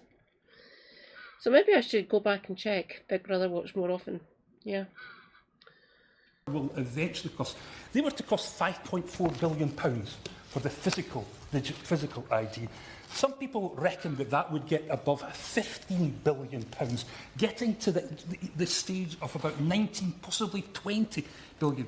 Now, digital ID is a much more technical and complicated thing to administer and bring forward than the physical version. So do the sums, work out how much this will cost. And I think all of... We've had CCTV since the early 90s, darling. The first rollout of CCTV, even in its most basic form, was 91 or 92. So the tail end of her, or the beginning of the major government, we've had CCTV since well, technically we've probably had it since about the 80s. But the modern iteration probably since the Major government. Oh yeah, the minute I leave my house, where I'm currently sitting, because I'm right next to a primary school, there's a camera that sits on a pole, which is just above the school. Next to the school, not on top of the school itself. Because this is a B road, this is like a major road in the north of Glasgow, connecting the two main roads going north. So I will not give away my street that I'm on, but yeah, there's CCTV cameras here for traffic calming reasons. So yeah, the minute I leave my house, my flat, there's cameras out there. Well, technically the main street's through there. So the next room over is our bedroom. I'm in the living room. Then the main road just outside the living room. Just out the bedroom, even not the living room. So drying area to the back of me, bedroom, then main road. And yeah, there's CCTV cameras on it. Our constituents should be asking every single member of Parliament in this House, should we be spending billions of pounds on a scheme that nobody wants, that there is no demand for, when we have a cost of living crisis raging in every single one of our constituencies? Are we seriously going to spend billions of pounds on a quack-brained scheme that no one wants, which is unpopular and no one seems to need? Then there is what's happening elsewhere, and I know we get the foreign examples to try and suggest that this is just business as normal for this government. I know they're keen to promote the Estonia scheme, and I've had a good look at Estonia. Estonia's 10 times more digitally engaged than the United Kingdom. It's an entirely different nation than we have here. But even with all their knowledge and experience in digital systems, there have been catastrophic data leaks, which has led to real problems and issues for the citizenry. Now look across Europe. Europe is, of course, like Scotland, developing its own type of digital wallet. And of course it's the right thing to do. People actually like having these things on a digital wallet. The key difference, mandatory, compulsory, and we come back to that particular feature again. Now in Scotland we are developing the Scot account. It's proven to be very popular and I encourage people to use it. There is nothing wrong with having things in the digital wallet. It only becomes wrong when it's made to be mandatory, when you're expected to carry one even though you don't want to give one. I'm not giving away to the honourable gentleman again. Our density for CCTV is bigger than the States and Germany, but we're not as big as China. It's the density that we're the largest in, the coverage for the areas of the UK essentially. Yeah, per capita. Yeah, we're still the most watched per capita for our population, the amount of CCTV cameras that we have. Fun. It's great, isn't it? That is the issue, and this is the thing that the government seems to be so cloth-eared about. Now, in Scotland, we will have to pass what's called a legislative consent motion to allow this to go through, given our responsibilities for devolved services. We're not going to do it. We're not going to do it. So what the Minister is going to have to decide to do is whether he accepts the democratic will of the Scottish Parliament or whether he's going to do a Tory and impose upon it anyway. And I challenge him to do that in the run-up to the Scottish election, because he will turn this into a nightmare for the government, into a constitutional nightmare for the honourable gentleman. We don't want these things. We think they are thoroughly bad. We saw them off in the 2000s. We will see them off again. The public hate them. The petition, I believe, has now gone over 3 million, Mr Turner. So we are getting there with the general campaign. I pity the Minister for having to take this through. He would have been much better had he had his place back in the Scotland office. We saw off ID cards in 2000, so 20 years on. Whether it's plastic cards or digital apps, this is still a data-grabbing, liberty-eroding, multi-billion-pounds waste of time. We beat them in 2005, and the SNP and our leadership in this campaign in this Parliament will ensure that we see them off once again. Thank you very much, Mr Turner.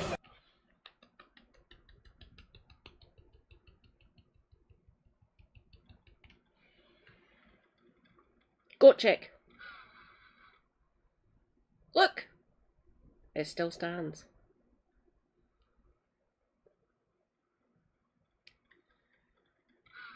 Right.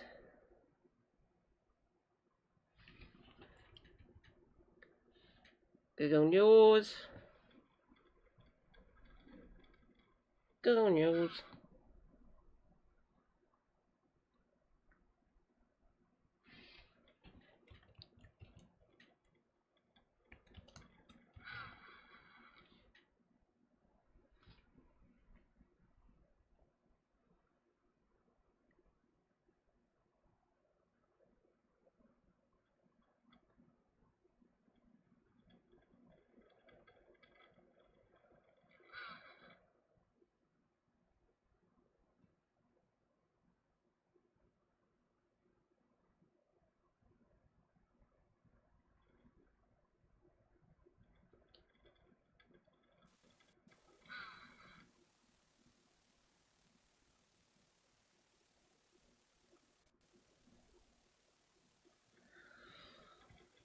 They unlisted it!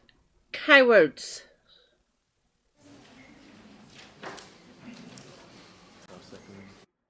That's why I couldn't find it on the UK Parliament channel. They unlisted it. And you have to go through this news story. Cowards! Rejoice, comrades. Some random geek. He be lurking. He be bored at work. They be bored at work. Sorry, I keep on misgendering you. Sorry, comrade. Everyone, go and follow some random geek. They are based.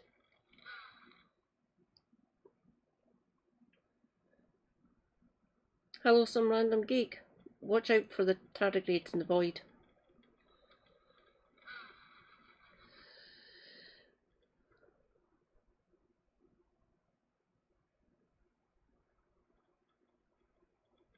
Oh, hang on, hang on, hang on, hang on.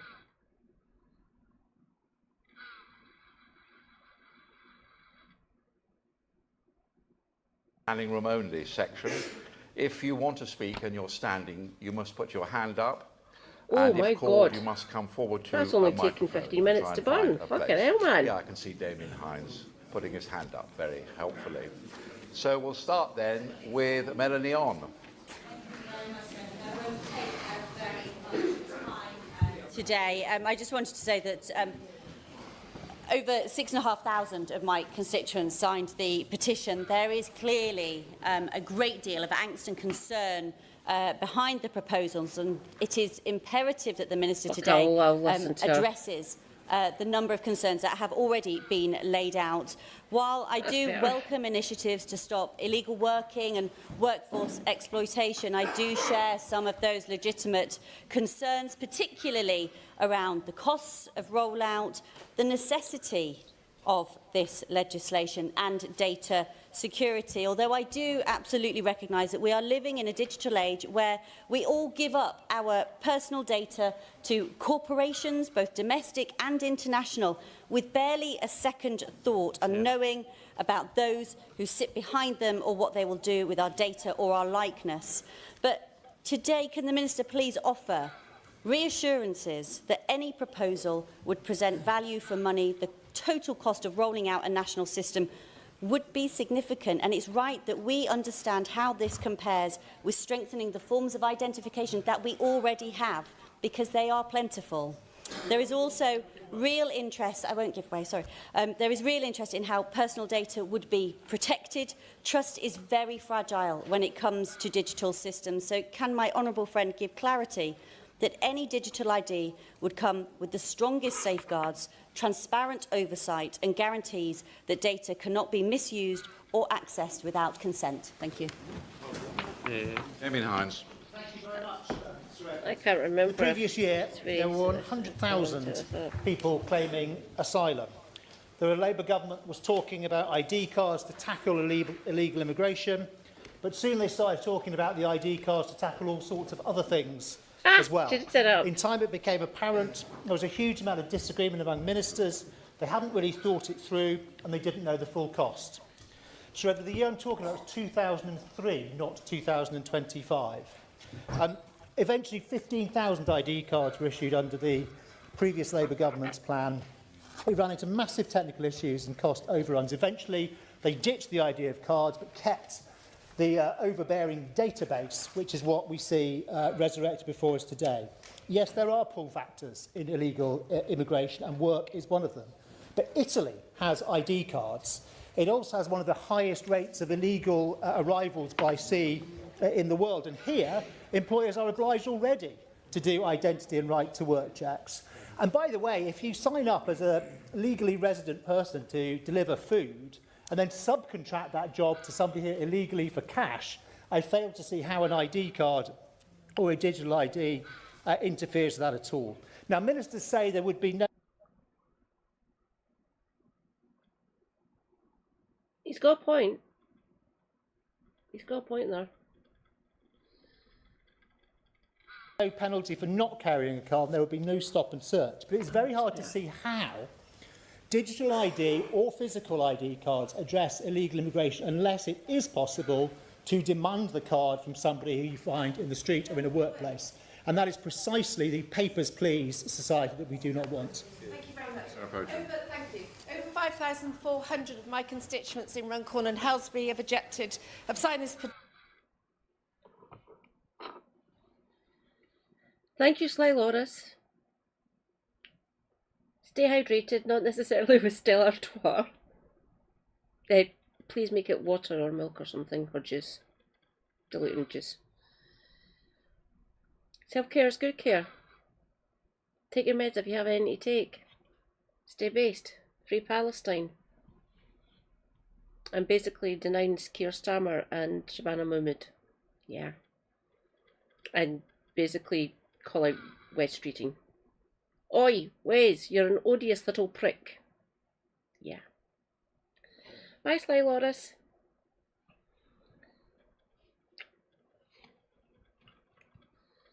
Say bye to Sly Loris, everyone. Petition, and I've had many emails objecting to it. And on that particular point, would the member agree with my constituents who all understand that this new digital ID card will not solve the problem of illegal working in this country?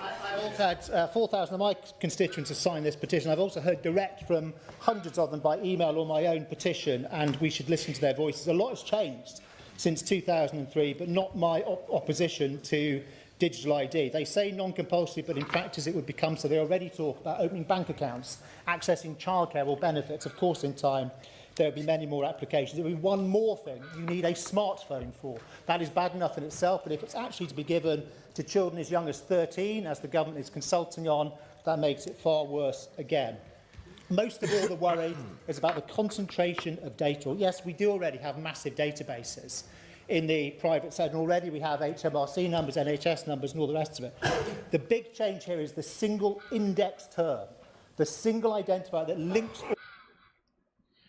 One of the main issues that I'm noticing getting pointed out by members of Parliament is the aggregation of lots of different little systems that already, well, not little, that already exist, like your health records, your social security records, your travel, your current housing situation, essentially. They want to aggregate all of that in one massive database. I do not trust government IT systems. They've always fallen flat on their fucking faces for obvious reasons, because most of our governments are neoliberal fucking fuckwits who keep on going with the lowest fucking bid for shit. And I do not want capitalists having control or access to this data for many, many different reasons. So if they try to force this through, I would seriously hope that the backbench rebellion and the opposition rebellion to this sort of government overreach actually makes it just fucking kills it dead. This kind of legislation should not be fucking done. It wasn't in their manifesto. They don't have a fucking mandate to do this. And the British people will be fucking heard. We will be. Don't come at us. We will denounce you and we'll vote you out of government. I'm fed up of having to deal with these fucking bastards. I really fucking am. All these databases together, however much they say the database will be federated and access limited, that cannot take away from the fact that they will all be linked. If they weren't all linked, it wouldn't be a digital ID system. Rachel Maskell. Thank you, Sir Edward. I understand the manifesto where ID cards don't feature. I've sought the evidence how ID cards prohibit illegal working. There is none. And yet we are told that this is the way forward. I get the data in the pocket, the convenience, everything in one place, data checks for work and rental accommodation. But this project is not about holding information about yourself on your phone for the gain of convenience. It's about data, big data, augmented data from different places, different sources, intersect your health records with the DWP or the Home Office with HMRC, local government, where you live, where you work, where you are, and mix them together with facial recognition technology, run the algorithms and see what you get. Of course, this government wouldn't dream of such a thing, but a future one might and a future one would. The data... Rachel. Hi, Rachel. Hi. I don't want this government. You're in the back benches of this Labour government, by the way. I don't want this government in charge of this. I don't want them rolling this out because I don't fucking trust them. They've already tried to do dog shit legislation towards disabled and benefit claimants. I do not want them having this sort of aggregated data at their disposal. They already have it in sort of piecemeal right now, and that is still an overreach in certain aspects. It really is. I don't want all this data aggregated in one fucking place which could be easily hacked, because governments choose the cheapest fucking provider for this sort of infrastructure. We can't risk this at all. But if they force this through and we start denouncing them for this, they will just use those powers to silence everyone in the country. I don't want any government to have that sort of fucking power. In no way, shape or form. You can speak out about this being a Labour backbencher. You really can. You've already given them an excuse to bin you with the benefits you stood up against them doing the overreach for benefits claimants. This is another fucking government overreach from your party, by the way, and I don't like it. I really don't. I will say again, don't try us. Seriously, don't. You're already pushing quite a lot of us to the left, and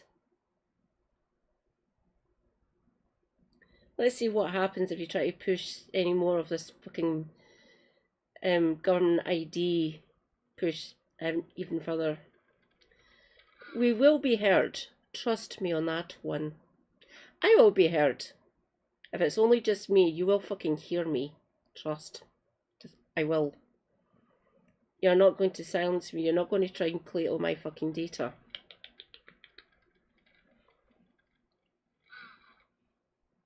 The Data Use and Access Act, analysis by academics show that aggressive actors will have access, and therefore we have to be warned about data and identity theft, which is not uncommon today.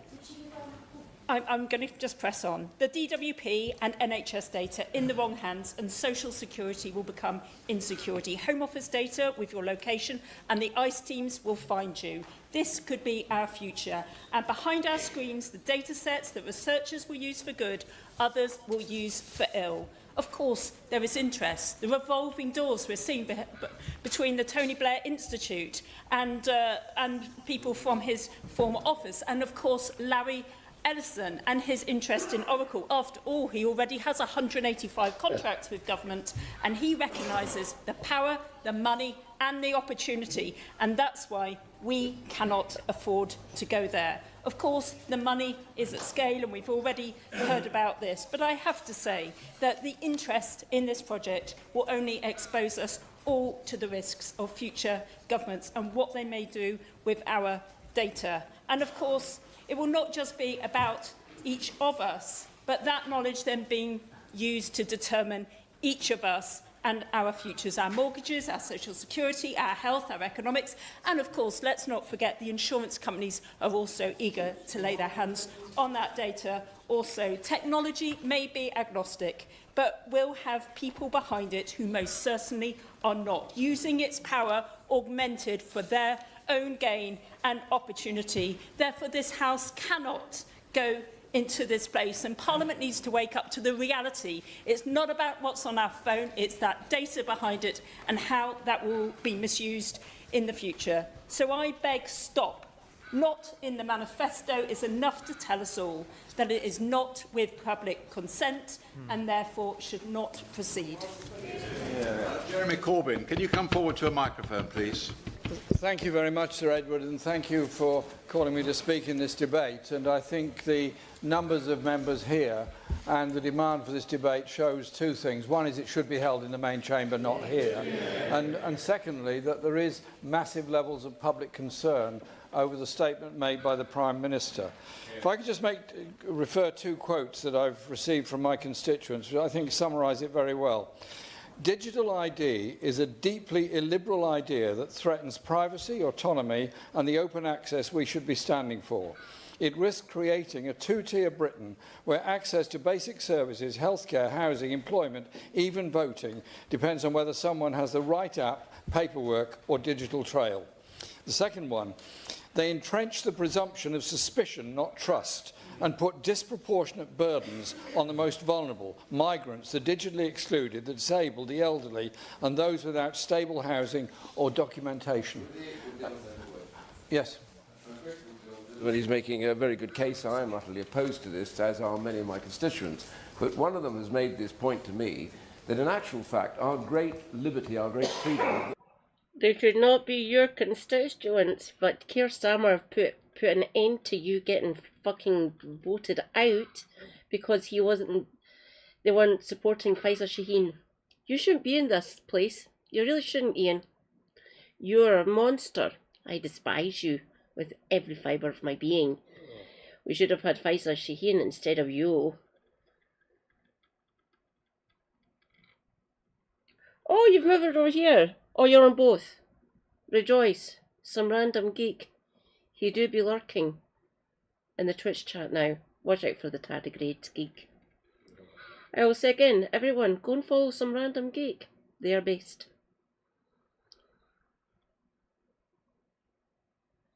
That the state has to prove you guilty before you have to make a charge. So innocence before guilt. I feel dirty agreeing with IDS. I'll still say you're a fucking monster, but I'm happy to agree with you today. Just end me, please. This reverses that, such that almost everybody on an ID card is assumed to have guilt until they have discharged themselves as innocent. Doesn't that break against all our freedoms? I thank the member for the intervention. I think he's making an important point there, because the huge numbers that have signed this petition indicate to me that there are many in this country that are deeply concerned of the direction of travel in which we're going. ID cards is one thing.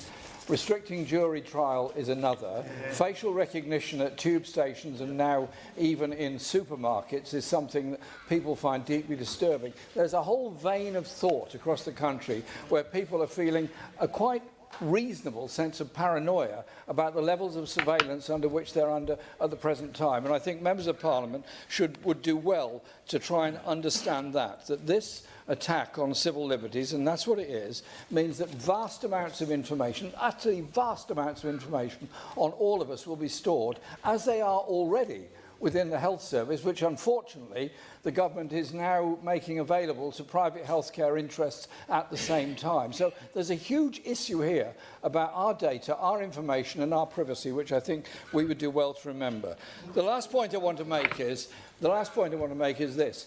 This debate is being pushed by commercial interests. Commercial interests who will make a great deal of money out of providing the necessary technical equipment to set up this surveillance system that will do very well out of it, and we are being pushed into agreeing it by them. I think it's time for members of Parliament to say, listen to what people are saying, listen to the concerns, have a proper debate in the chamber about this, and say no to the government, as we've said no before. Mr. Speaker. Yeah, quite right too, yeah. Attention to the question of digital ID through this Westminster Hall debate. Many of my constituents in South Derbyshire have contacted me to share their views ahead of today's debate, including well over 400 comments shared to a Facebook post where I asked them for their views, good, bad and perceived bad. Whilst there is a wide variety of opinion, many of my constituents have expressed concerns, and I feel that it's my responsibility to communicate these here today. So let me start by recognising that around a third of South Derbyshire constituents who've been in touch on digital ID were supportive, which is quite unique. People rarely contact me to tell me they are pleased with what I'm doing. There are some significant practical advantages: the ability to prove identity quickly for work, the potential to bring together passports, driving licence and national insurance details in a single secure format, so you wouldn't need to faff around with a utility bill to prove your address anymore, and the benefits for people who currently lack traditional forms of ID. As the digital ID currently stands, this would only be mandatory for those accessing work, although I recognise that many constituents have concerns over mission creep, which I will come back to. Estonia, I won't give away, I'm afraid, I want to rattle through. Estonia, Denmark, Belgium, Germany and the Netherlands already operate digital ID systems that make everyday tasks simpler and more efficient. For some, digital ID is a natural progression for a modern digital economy. One constituent told me, we already use our phones and banking apps. That would simply streamline it. If done well and offered for free, digital ID could make employment checks and even voting more accessible. But it is equally important to reflect that roughly 2/3 of responses from my constituents express serious concerns, unfortunately intensified by fear-mongering. We've heard some of that today by some of my parliamentary colleagues. But my constituents' message was clear. We need trust, privacy and inclusion to come first. I will not give way. I'm sorry, I'm rattling through. Many fear that a digital ID could pave the way, however unintentionally, to increase government surveillance or the type of social credit style monitoring that understandably alarms people. Others raise cybersecurity concerns, and one constituent put it, if it can be hacked, it will be, and then what happens to our data? I'm sure lots of tech companies will be delighted to get hold of our NHS data. South Derbyshire is a rural constituency with significant differences in digital access and inclusion, and many older residents have raised concerns about confidence getting online or using smartphones. But again, at this time, thankfully, digital ID would only be mandatory for people accessing work. And then there are also concerns about cost and priorities, many asking why, in a time of stretched public services, government would invest in a new ID system that's mandatory for workers when we already have passports, licences, national insurance numbers, etc. for this purpose. The public need to feel confident, I will not, that digital ID is secure, inclusive and underpinned by strong, transparent safeguards. So I look forward to hearing more from government about how it intends to build the trust, engage openly with the public and guarantee that no one will be left behind as this technology evolves. And it must have a brilliant user experience. Thank you. Gregory Stafford, and after that I shall call Steve Darling. Gregory Stafford. Under your chairmanship, and apologies that due to business in the main chamber I may not be here for the wind-ups. Let me begin by restating my firm opposition to the introduction of mandatory digital ID. I opposed it in this chamber only a month ago, and the public response has been remarkable. Or do not have access to a smartphone. Will they be able to stay? Will they be able to rely on their passports or driver's licences? We must not leave people behind who, through no fault of their own, cannot immediately sign up for digital ID to prevent their right to work. Ultimately, constituents have a right to know that their information will be safe, protected and free from unnecessary intervention or misuse. Mr. Chairman, I do, however, recognise that digital ID could bring real benefits if it is implemented properly, safely and transparently. A well-designed national digital identification system has the potential to enhance security, reduce fraud and streamline the way citizens interact with public services. It could consolidate right to work, healthcare, immigration status and other essential services into a single, secure and accessible platform, reducing paperwork. I don't want that to happen. I don't trust this government. Having that aggregate that amount of mass data, the aggregate of data at the hands of this government and private interest, capitalist interests, I do not trust any of yous with that fucking level of information access. You're already trying to punish us in certain actions, in certain legislation. Thanks. I do not want you to have this power. I really don't. And improving efficiency. Law enforcement could benefit from quicker, more reliable identification processes, helping to curb illegal employment. And it could provide a form of identification to those who currently lack traditional documents, empowering disadvantaged or marginalised groups. And I have to sort of emphasise that, empowering disadvantaged and marginalised groups, which is something that I think has been missed a little bit today. So I'm not opposed to digital ID in principle. It could be an asset for the future, but it has to be done right. If this government cannot be trusted. How loud do we have to get with this? Really? I don't trust yous. I don't. Having that level of overreach is deeply, deeply worrying to me. Ow. Cramping my foot again. Fucking hell. Digital ID for the right to work is to be introduced. It must be implemented safely, fairly and transparently. So that It won't be. It won't. Mark my words. The benefits it promises can be felt by everyone in our society. Incorrect. Incorrect. Nah. I will say again, I don't trust this government at all with that level of data aggregation. I don't, for many reasons. First, government overreach. I don't like it. I want it to end. But you're a Marxist. You're a communist. You got communist governments across the globe. Fuck off. We learn from the mistakes, by the way. We would do things differently. Well, at least I would. Yeah. Without compromising the rights and protections that our constituents rightly expect. Therefore, I urge the Minister to listen carefully to the concerns raised by residents in my constituency and across the country. Thank you. Dawn Berry. Thank you, Sir Edward, for your excellent chair this afternoon. I hope the government has been given serious pause by the 2.9 million signatures on this petition, over 5,000 of which are in Brighton Pavilion. So many people are right to be so concerned because such a scheme carries extreme risks to our privacy. Indeed, if this goes ahead and is successfully introduced, it seems impossible that we can be protected from any future government that is determined to utterly disregard a lot more of our basic human rights. This iteration of digital ID could link our most sensitive biometric information through a unique identification number to our names, ages, nationality, address, our medical, education, housing and criminal histories, enabling a detailed profile to be put together worthy of the Chinese government, which utterly undermines not only our right to privacy, but many other things from which we ought to be protected in terms of the state having access to all of this and control over all of this. I hope that the Minister understands that we're starting to gain a real perspective already as private citizens of how unsafe our data is in the hands of private companies.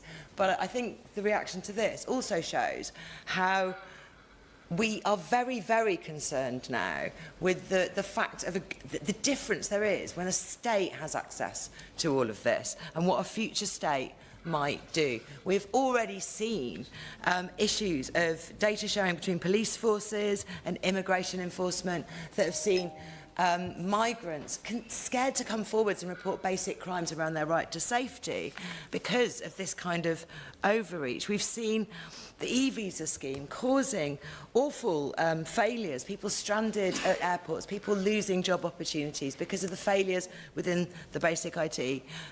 But this is far more serious than that. I think as honourable and right honourable members, we owe it to our constituents to protect them from not just this government, but also from what all future governments might do. Combined with the recent clampdown on protest rights, the proposed removal of trial by jury, the capacity of the state to track and identify us through facial recognition, all of this adds up to a toolkit for authoritarians we must not give away. It must be stopped. It is a house of dynamite, a toolkit for authoritarians. I will give way. I thank the Honourable Lady for giving way. I just wondered if she might be able to comment on the polling around this. In the summer, there was actually a net support for digital ID over 30%. When the government announced this, that it was picking it up, it collapsed to a negative 14%. I wondered if she might give me her thoughts on why that might be.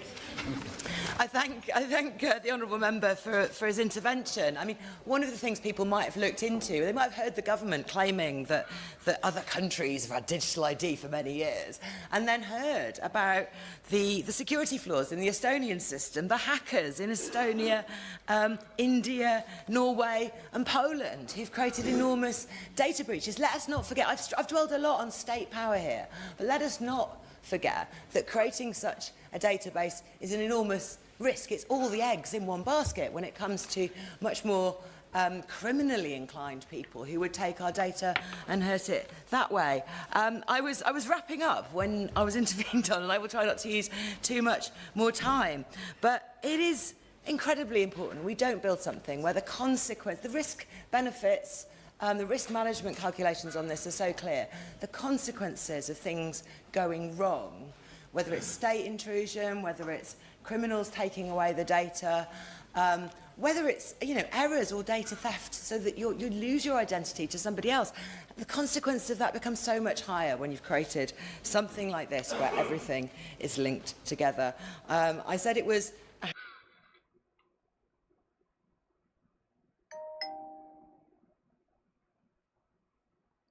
Rebecca Long Bailey.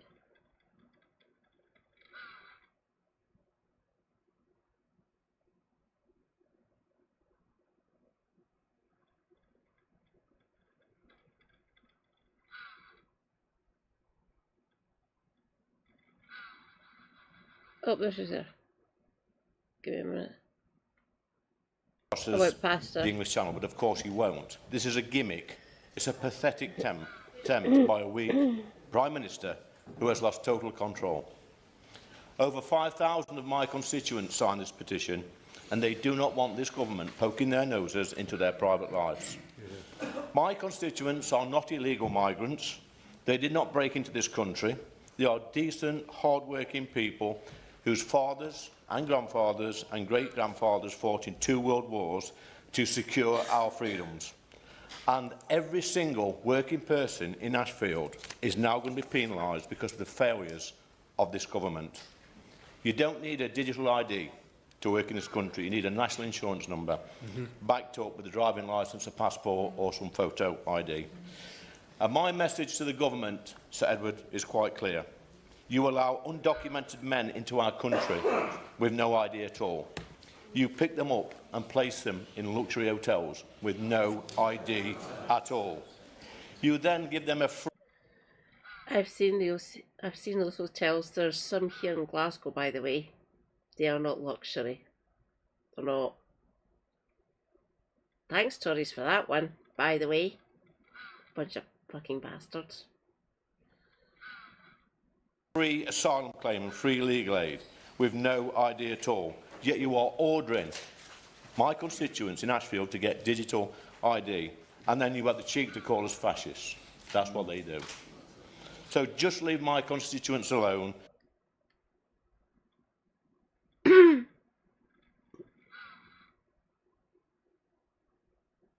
Do I need to explain to everyone what this creature is? I don't think I do really. This is Lee.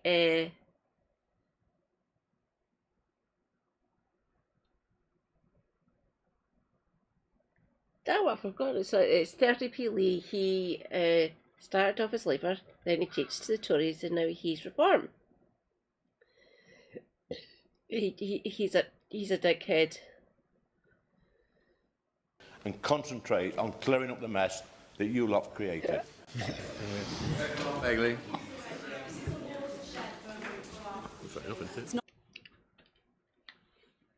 Check Discord, darling.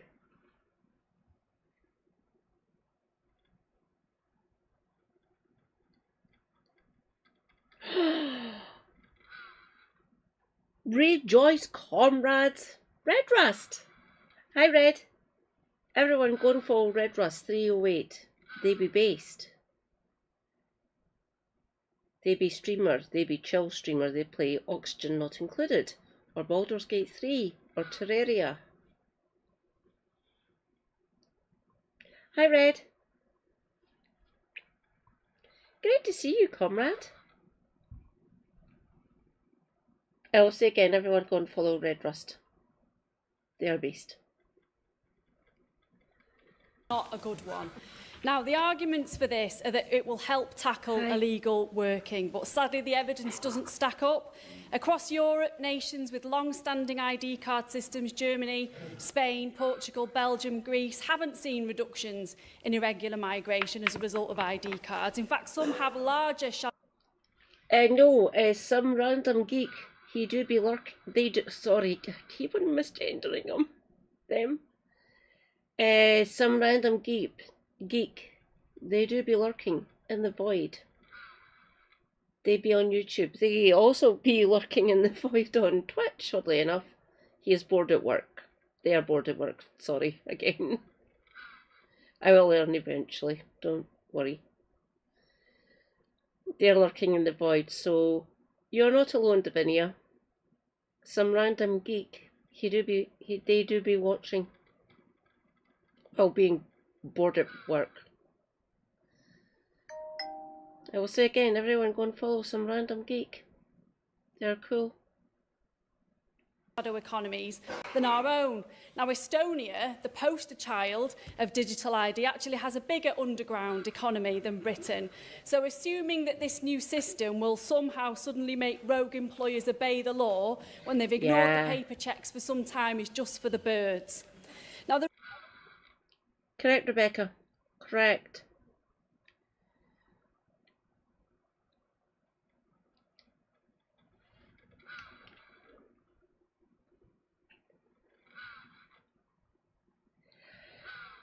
This is the digital ID proposals that the government are trying to introduce over here in the UK, Red.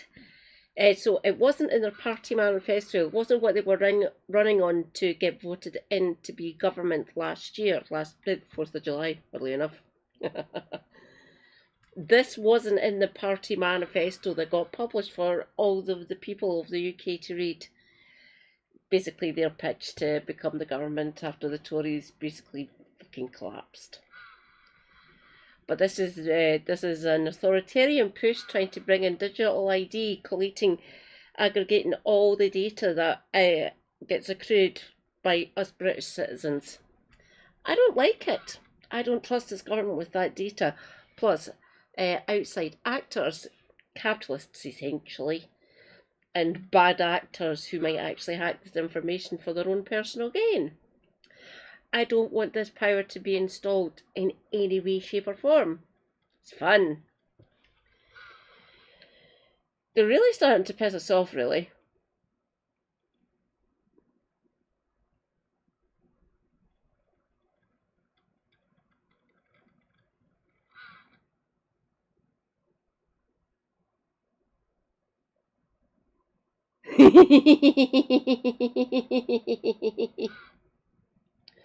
This is Rebecca Long-Bailey, by the way. I don't know if she still has the Labour whip. Davinia, does Rebecca still have the Labour whip? I can't remember. She basically ran against Keir Starmer when they basically ousted Corbyn. She's to the left of this current government, by the way.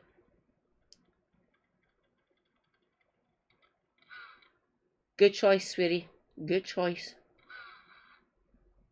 I'm more a fruit pastel kind of girl, even though I can't chew properly. Hang on. Let's check.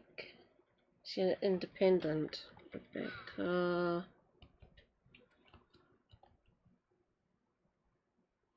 Rebecca Long-Bailey.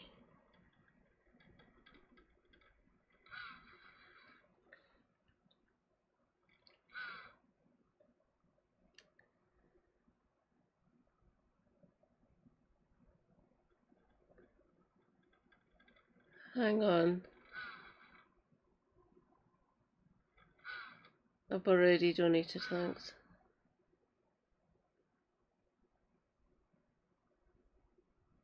Oh no, she still has the Labour whip. So Rebecca still has the Labour whip. Which basically she's encouraged to follow the party line.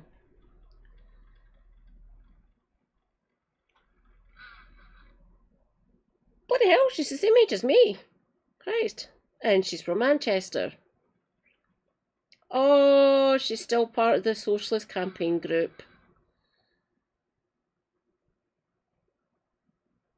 And she actually went to a... Oh no, she's actually... Hang on.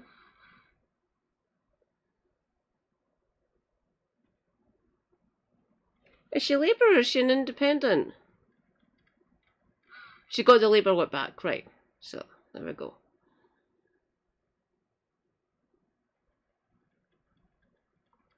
Don't make me come down and rob you of those, Davinia.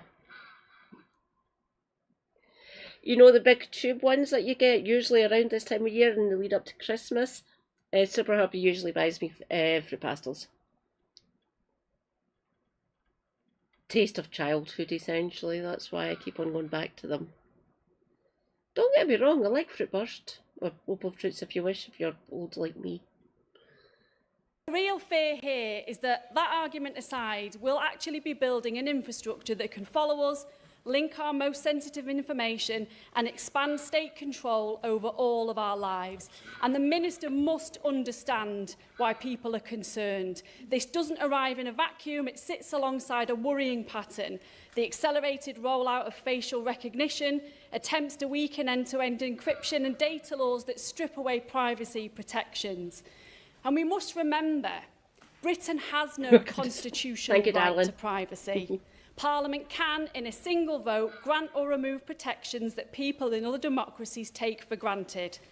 So when we think of building a nationwide ID system capable of linking health records, education data, housing history, even information about crimes that people have suffered, we should stop. Because once that architecture exists, any future government could misuse it and we would have very little power to stop them. Now, we've already... Yes, I will give way. Thank you. My constituents in Stratford-on-Avon are deeply concerned as well.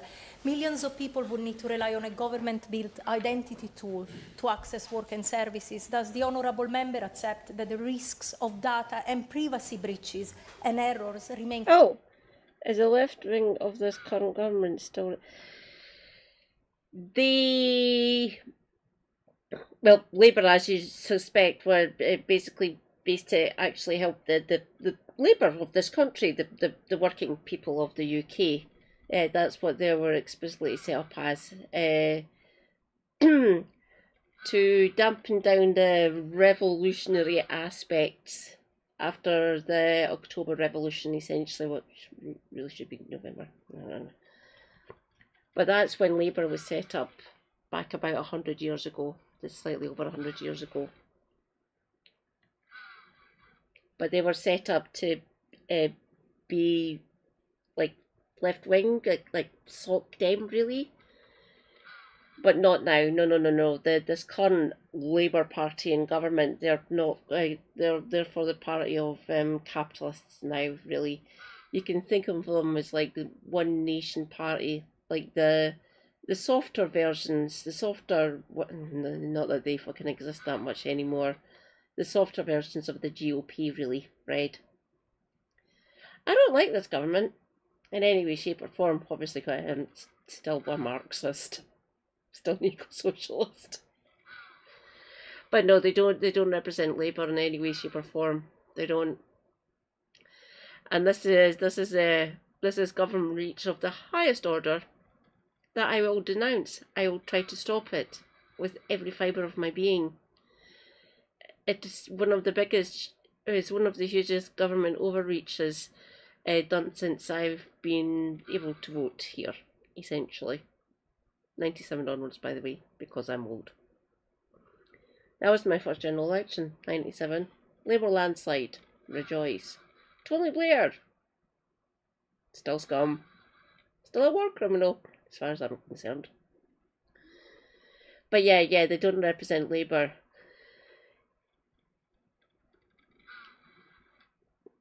They could be considered not as right-wing as the current iteration of the Conservative and Unionist Party, and not as right-wing as Reform UK.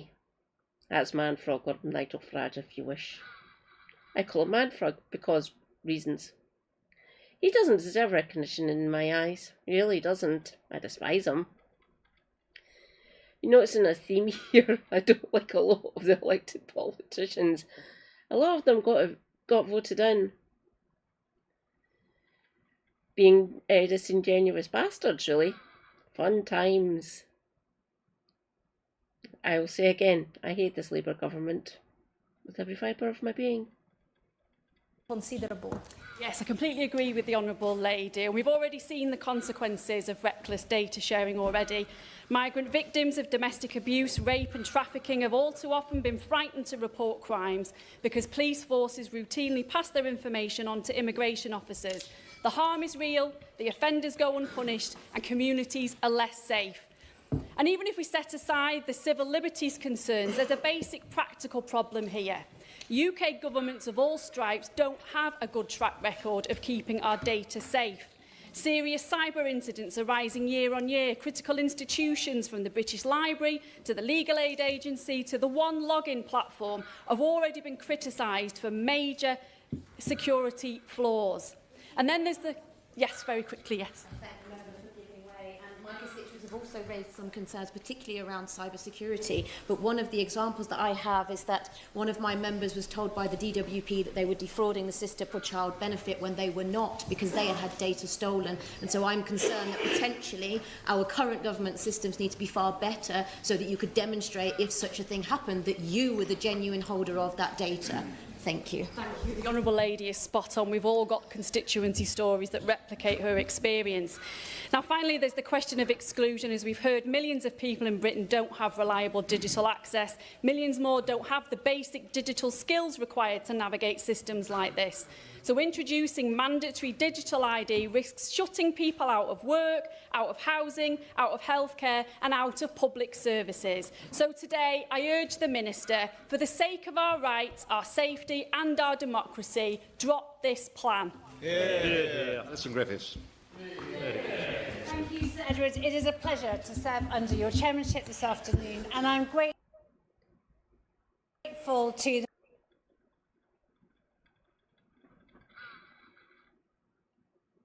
Yeah, I just checked. Yeah, she's Labour. Go check.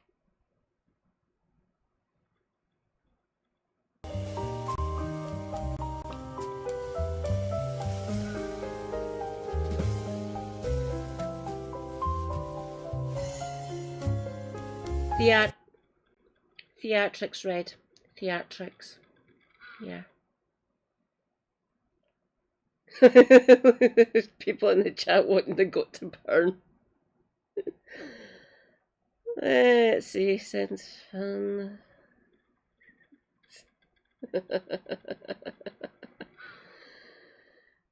Leave the goat alone.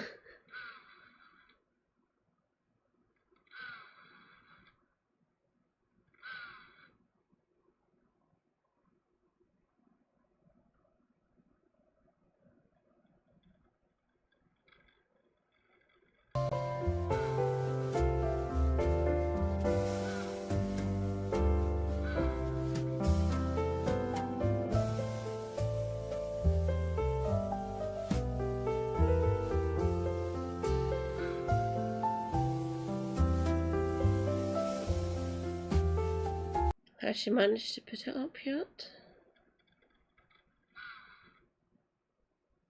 I will just go to the end of our last live stream because Helena says some beast things live. There you go.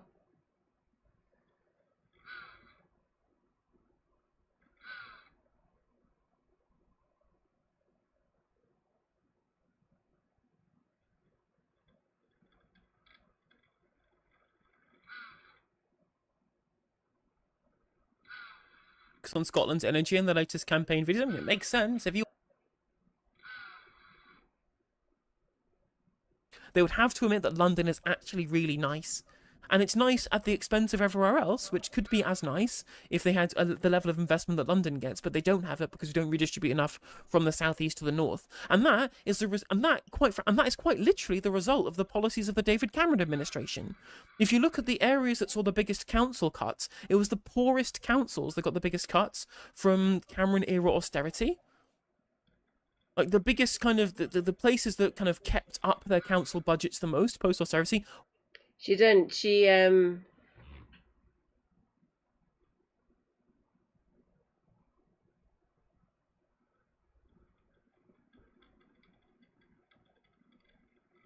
did. She's got it back though. I checked on my phone, off stream. Well, still streaming obviously. But yeah, she lost it over the two-tailed cap, and she got it back, and she still voted against the most recent ones. Don't worry, your glass keeps on checking on the Tim's review to see how he's actually doing. Watch this space, everyone. Your glass will be covering it, obviously, because it deeply affects me. Yeah. Were the London boroughs. They're the ones who get the most income from things like business rates, which allows them to have such an extra amount of money to spend on things like nice public transport and regeneration projects and free school meals. Whereas in the north, they don't have that, and they got bigger cuts to their block grants because of David Cameron. If anyone is to blame for the inequality from the north and the south, even if we don't take into account deindustrialisation and neoliberalism, which is patient zero for the failure of the north in this country as opposed to all of the wealth being kept inside the cities, especially London, if anyone's to blame other than Thatcher and deindustrialisation, it's fucking David Cameron. For prioritising rich councils over poor councils. And it turns out, despite the people not being rich in London councils, the councils themselves are incredibly rich. They have a lot of money to spend, and that's why they're a nice place to live. And that's quite literally a result of the changing of the council block grant algorithms from the Cameron-Osborne administration that slashed expenditure in poor northern towns for councils, for block grants, and kept it reasonably okay for London, on top of the fact that London ones get much more in terms of business rates.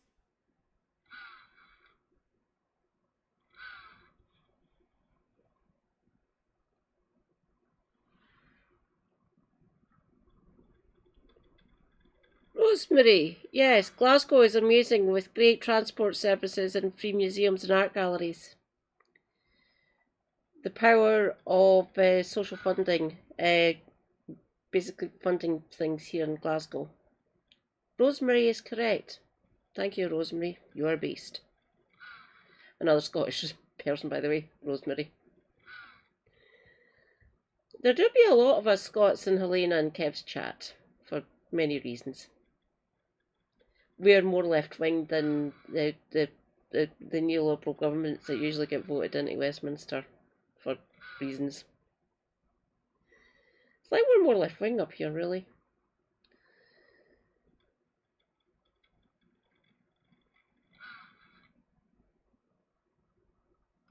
Yeah, and then Sunak admitted he deliberately underfunded poor areas. Literally.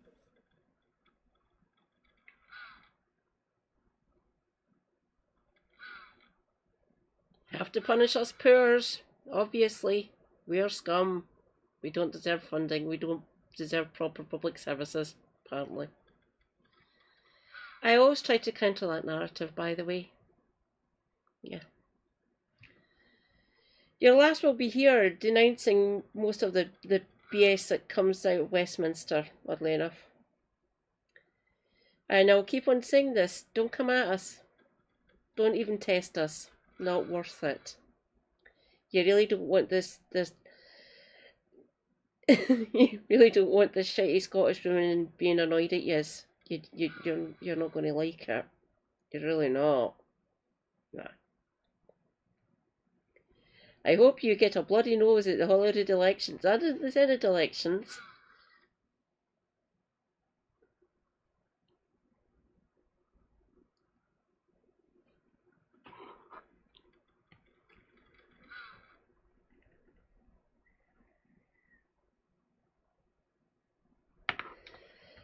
In fact, you know what?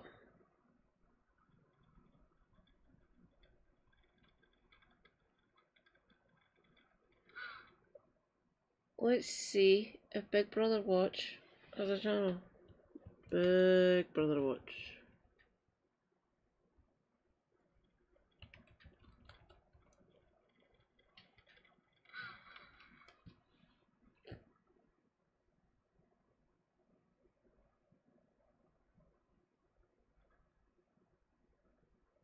I don't think anyone in this room genuinely believes that the mandatory digital ID is about illegal working, which begs the question, what is it really about? The Prime Minister has killed support for digital ID.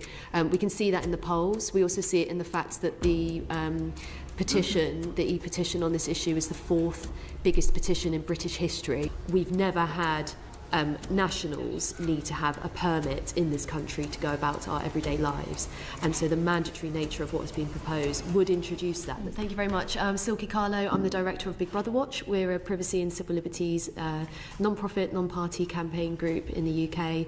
I have engaged with the government over the past 10 years on digital identity matters in various forms, including being on the Privacy and Consumer Advisory Group and engaging with the recent data bills on digital identity verification.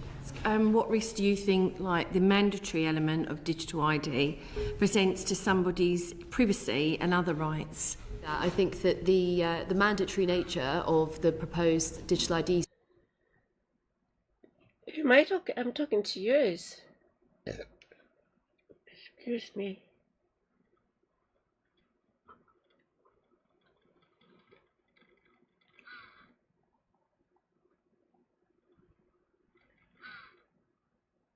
Scheme is really the heart of the problem.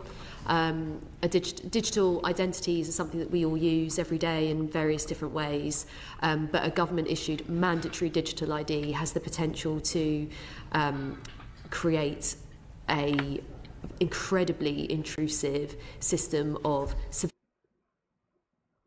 Well, I've got 4 of yous on YouTube and I have 4 of yous on Twitch, so I'm talking to yous. No, the British government. Yeah, you wouldn't, Davinia, I know that. No, basically calling out the Westminster government, the UK government, essentially. Yeah, don't try us, Scots.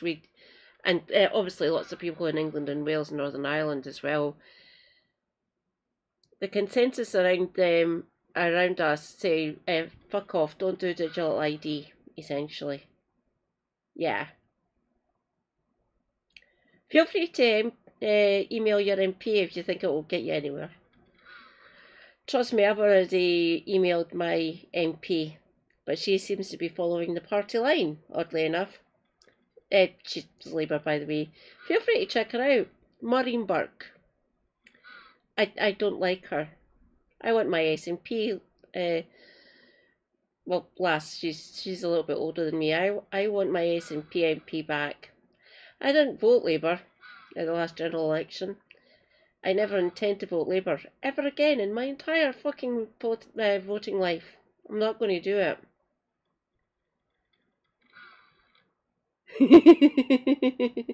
Don't give yourself toothache, darling, would you? Please.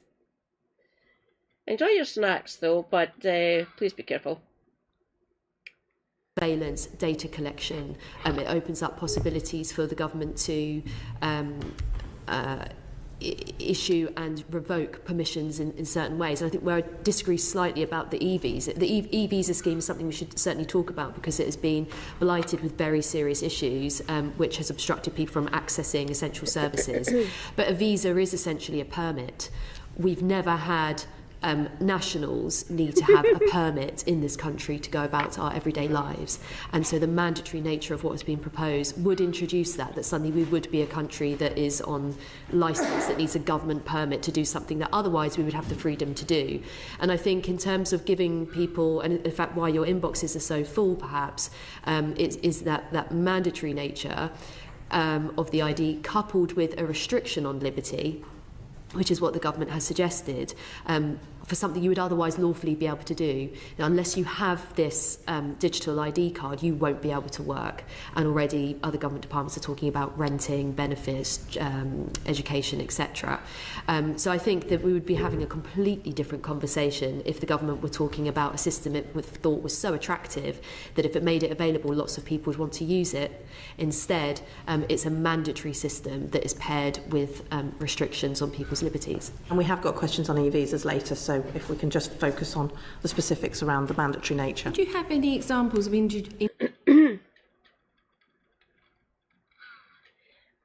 I got when I was a teenager, I got 7 removed in one fell swoop.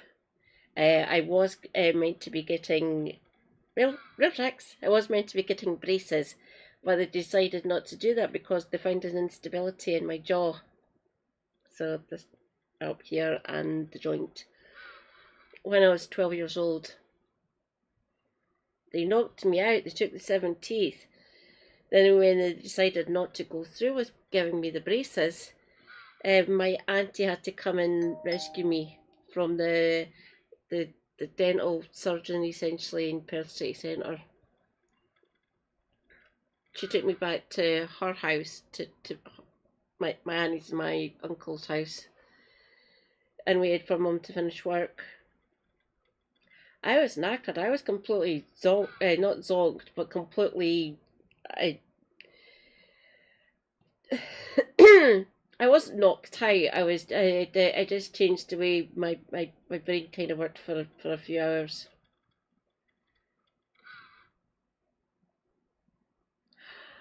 Same with me, sweetie. Same with me.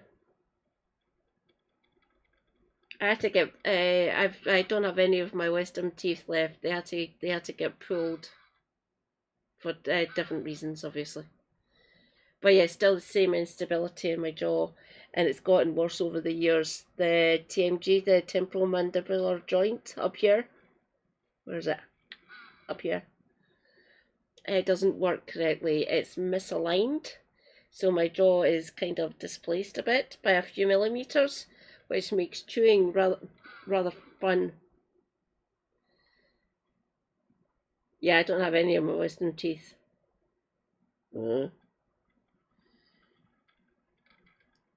Individual rights in other countries that you feel have been affected by this?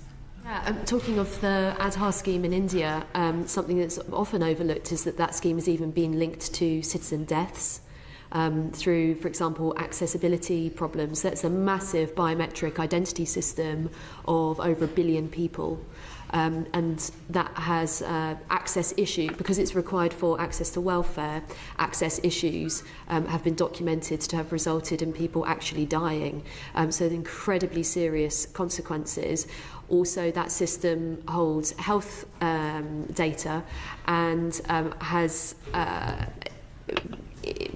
individuals have been refused healthcare because of their HIV/AIDS status, for instance, which is held on this digital identifier. But I do think we see examples of abuses closer to home as well. We've spoken about the cybersecurity risks. So when individuals are enrolled in mandatory systems, you lose that control over how you manage your data. You're relying on either the companies or the state. And Estonia, often held up as being the gold standard example, has suffered multiple cybersecurity incidents where people's photos have been leaked, etc.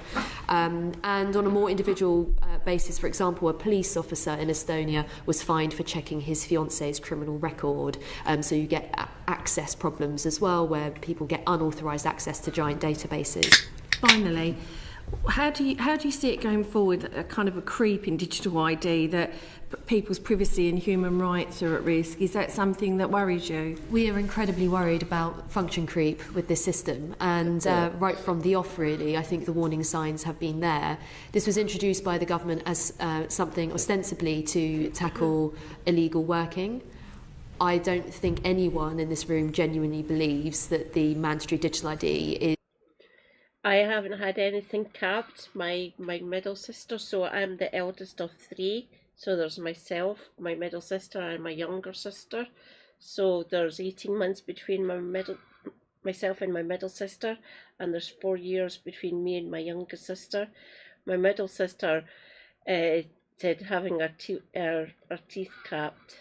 Two of them in one fucking go. She's had four teeth capped, and said yeah.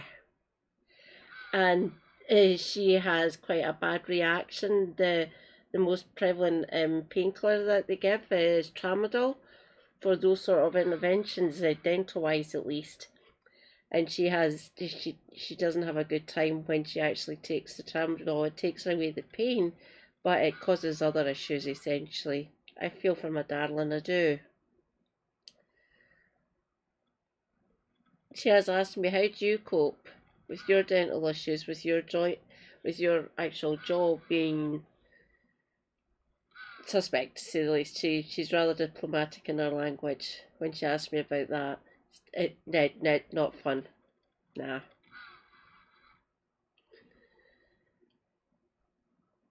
They're actually thinking about doing major surgery on my jaw. Fun. Watch the space. Don't worry. I'll keep you all posted. If that needs to happen at some point, I'll let you know.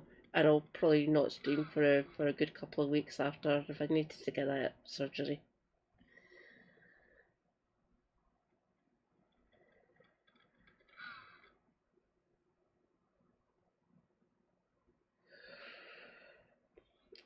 My younger sister, she's always had bad experiences at the dentist. I don't blame her. Her first dentist when we were living in Perth, when she was a wee lassie and stuff, needing to get either cavities filled or getting teeth pulled. One of the members of the dental practice that we used to go to in Perth, he was a right bastard. I didn't like him. I didn't have him. My younger sister did. Me and my middle sister had the older partner who was amazing. I loved my dentist. He was awesome. His junior partner was a dickhead. He didn't like using anaesthesia, especially in children. You have to get used to this sort of nonsense and stuff.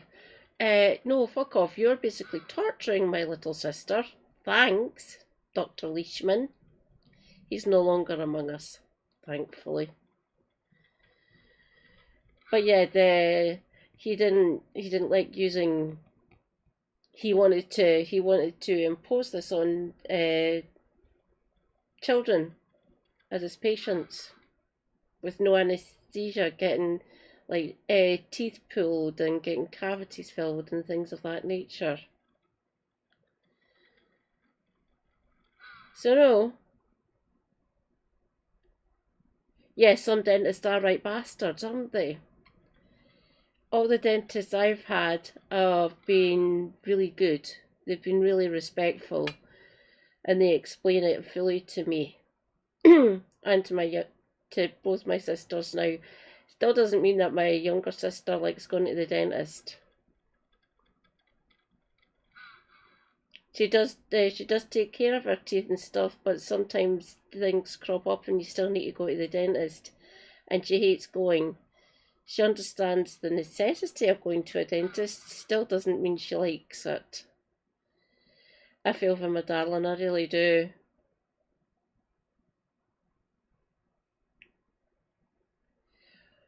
All the dentists up until recently with my local practice here in Glasgow, in the north of Glasgow. Fuck, I'll say Springburn because Springburn's big enough to give me cover. I've got a female dentist now, and guess what? Her name's Katie. She's a little bit younger than me. I did. I still do. Good dental care. I do promote. Yeah. An apple a day keeps the dentist away? Not necessarily. There's bigger factors at play, really. There is. But I've always had a relatively good and measured dental regime, basically. Most of my dentists have been really fucking good. Did you? Oi, Davinia, brush your teeth. Be a good girl. Did you? I quite like the taste of mint. My sisters don't, oddly enough. It's kind of weird. I've always brushed my teeth. Connected to other autoimmune reasons, I need to make sure that I look after the pair, please. Is about illegal working, which begs the question, what is it really about, and what will the other uses be? Already, you know, in the Friday afternoon that this was announced by the Prime Minister, just hours later, the government webpage about digital ID was talking about...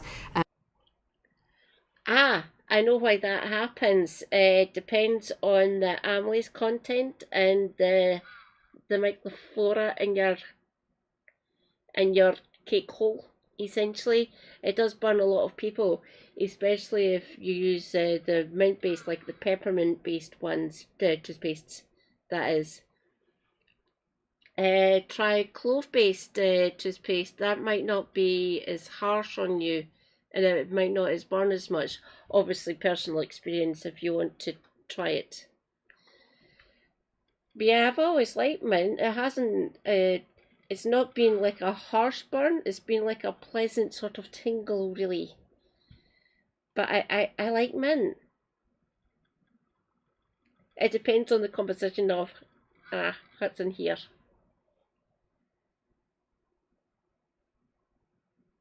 Colgate Total is actually the one that I use. That and Sensodyne for enamel repair. For the teeth. And decent mouthwash as well. I can't use dental floss anymore because of my bleeding issues. Because I'm now on anticoagulants, I'm on blood thinners. Tax, benefits, education, childcare, many other uses for a digital ID. So function creep is inherent in the system, and I think people rightly be concerned about that. Even in the, I would have to correct myself actually. I said that we never have had a mandatory ID. There was the wartime ID cards, of course, but they, even they, which were initially issued for rationing, ended up sprawling to 39 government agencies before they were scrapped by the Churchill government. So it's inherent to any system. And the other side of what is so concerning about that, these other use cases, is again, if this... I am getting there, trust me. 2, 4, 6, 8. I have 8 cans of Stella still left. I do manage to hold my own though, don't get me wrong. The amount of drinking I've done over my life is relatively raised my alcohol tolerance to quite high now, so it takes a lot to get me actually drunk. Don't get me wrong, I pace myself. I try not to destroy my body too much. There's too much going on in this human being. But I take care, don't worry, darling. I am fine. This is starting with the pairing of a restriction on liberty. What will the other restrictions be? In many people's minds in this country, the most recent experience of a digital pass was the COVID pass. And in that case... You can live vicariously through me, darling, if you want to. Don't get me wrong, I do get drunk on stream at times. It usually takes a lot. Usually. I try not to encourage people to get drunk in any way, shape or form on stream at all.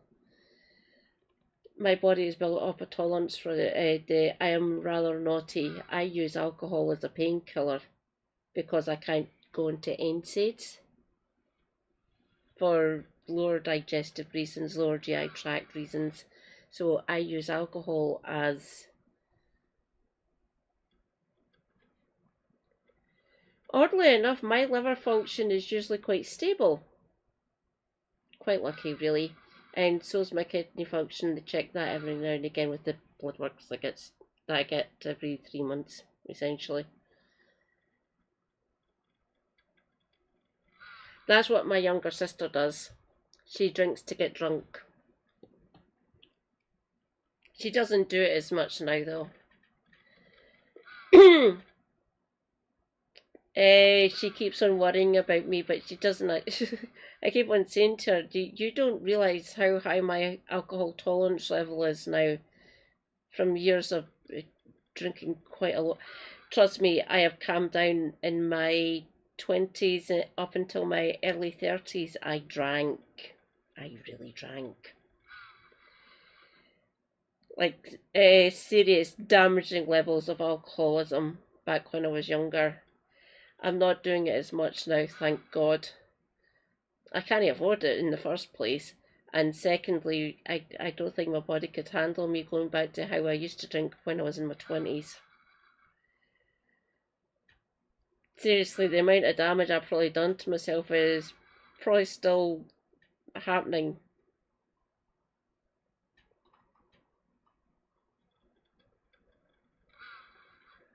Oh, darling. I would encourage people, do not mix your drinks. I usually try to stick to either, if I start on beer, I usually stay on beer, or I start on cider, I stay on cider. Don't get me wrong, I still like my vodka and my bourbon. But I try to keep it to like cider and beer, really. They're not as bad, they just make you go to the toilet more often. But yeah, I try not to do it too much.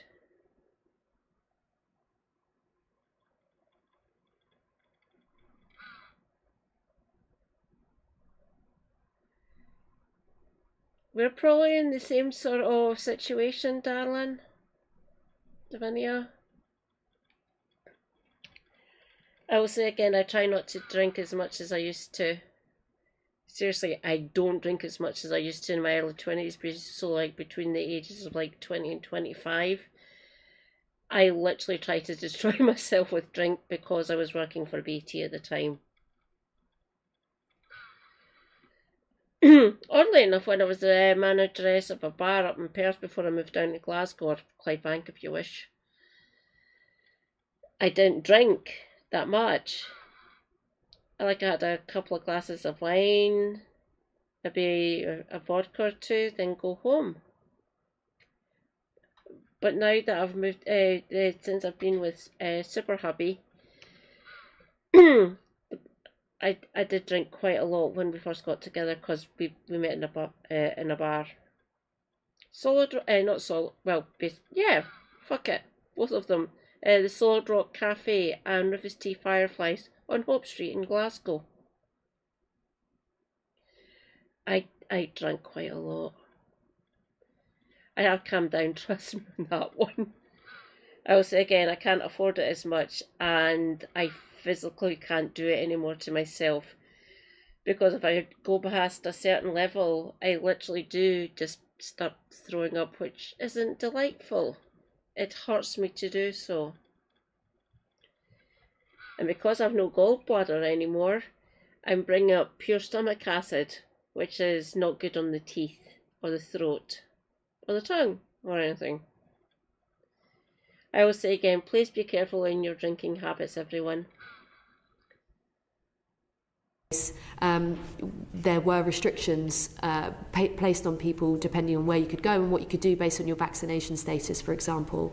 So there we saw a digital identity system that had very sensitive data that then controlled where you could go and what you could do, and was also seen by... Correct. Another reason that I don't want this government in charge of all this aggregated data. I don't trust them. I really don't.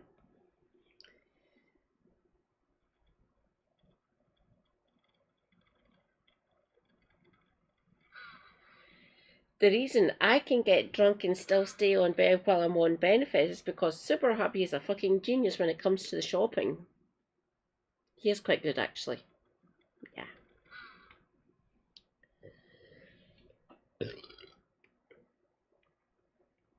My younger sister asked me, how can you afford this? Because Super Happy is fucking awesome. Oh, by the way, my younger sister's a community nurse. Palliative and disability care, essentially. Please don't try to end yourself.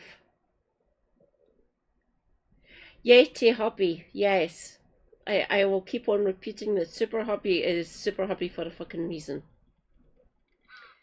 He takes good care of me, he looks after the household and stuff.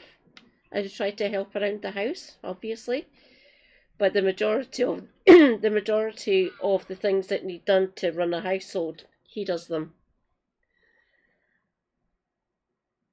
Was she?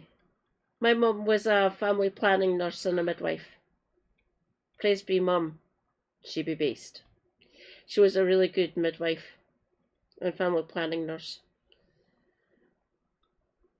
Many to be an attempt to influence decisions. Again, in that case, certain people couldn't work in health and social care, for example, if you hadn't had didn't have the right vaccination status, so I think function creep is both inevitable and an overriding concern with this system. Giamora. Thank you very much. The concerns that you've raised are ones which I know are sort of echoed by my constituents, and I do wonder what kind of safeguards might help reassure you and my citizens about a digital ID scheme, which does have its advantages to it. And so, for example, I mean, can you think of examples which would help? And so, for example, we've talked about perhaps the option to delete all your data that's held by government at one time, or and I think this is the Estonian model, that each time your data is accessed, you have some kind of, you're told when your data is accessed, which isn't the case now. I mean, I don't know who in government's looking at my data. But do you think those would help reassure you and help reassure the public about a digital ID?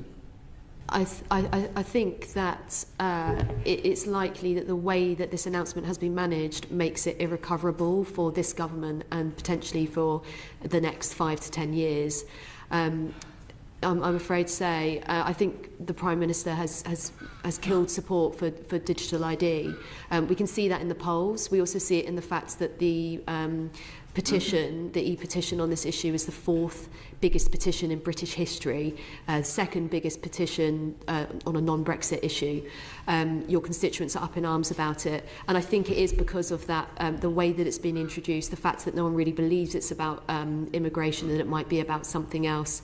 And how poorly explained the system has been. In that sense, it also makes it very difficult to recommend safeguards because there isn't actually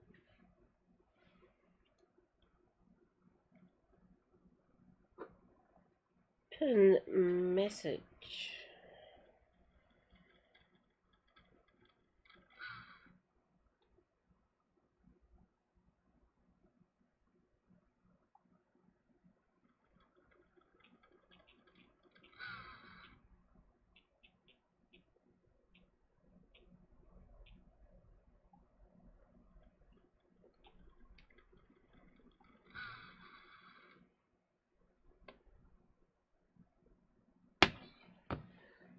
The truth gets pinned, sweetie. Truth gets pinned. A policy here. There's been an announcement, and I've engaged with the government on digital ID issues, as I say, for a decade. I've spent many times in government offices with civil servants talking about how a system could be created. We have seen none of that reflected at all in what has happened over recent weeks with this announcement. There has been no detail. There is no substance. If we're talking about, in theory, what kinds of safeguards could any kind of theoretical digital ID system have, we could have a very long conversation about it.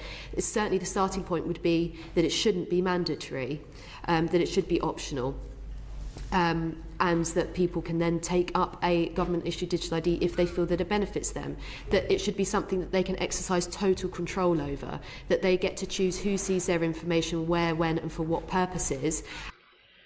I try not to watch them, darling. I have a nasty tendency to actually spiral. Offline, of course, I try to keep it pretty set on what I actually cover on stream, but offline, not streaming, just on my actual digital life, using my phones, using my smartphone, and using my laptop. I try not to go into those spheres, because I do have a nasty tendency to spiral a bit. I don't want to risk it too much, really. It's bad enough trying to deal with anti-vaxxers at the best of times, and these sort of right-wing ghouls. That keeps me occupied, really. It does. So I try not to go into those spheres. Not worth risking my mental health, watching them to basically do slot mining, really. There's other people who are better shielded, who are better at accessing that data and using it for their channels. I try not to, because I know what I'm like. Yeah. Don't get me wrong, we've got Kev mostly, obviously. He goes into the slot mines on his streams. I'm here to help our Brummie comrade, obviously. I've been down that rabbit hole as well, sweetie. I'm not going back into it. It's not worth my mental health, really. It's not. I'll leave that to other more capable streamers and content creators, really.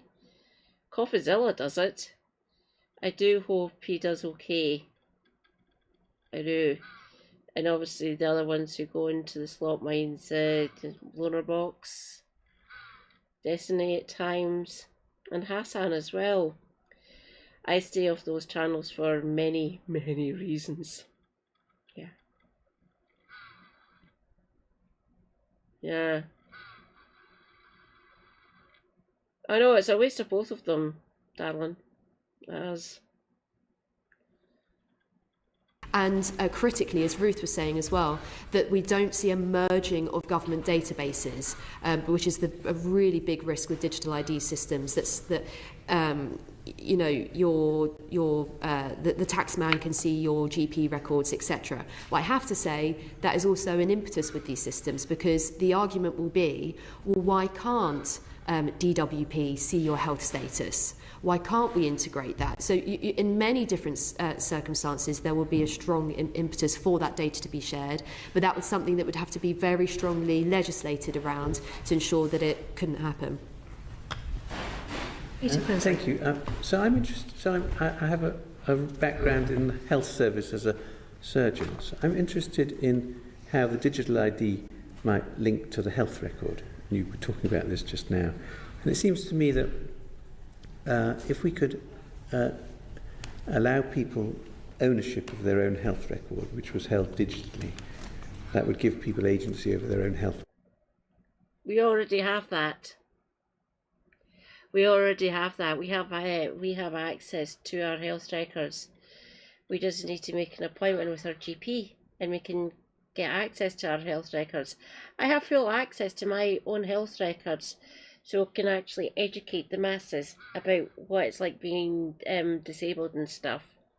Don't worry, I don't give away too much information. I just tell them about my health conditions and stuff. and how they can use it.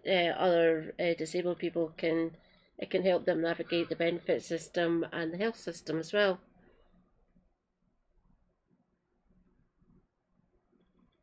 I completely agree with you, darling. I completely agree with you, Davinia. Yeah. We already have access to our health records. We just need to ask to see them.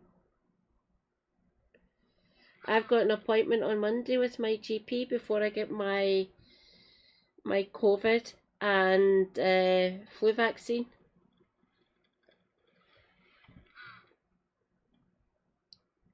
Plus I've got an insider and my sister as well. She has my mum's retired now. She's not working anymore. She's in her 70s. But my younger sister, she's one of my caregivers essentially, so she can get full access to my health records. And she basically just checks my blood test results and stuff, saying, ah, right, this is what's happening in my older sister. I do appreciate having her looking over my health records. Obviously I do trust her, she is my sister.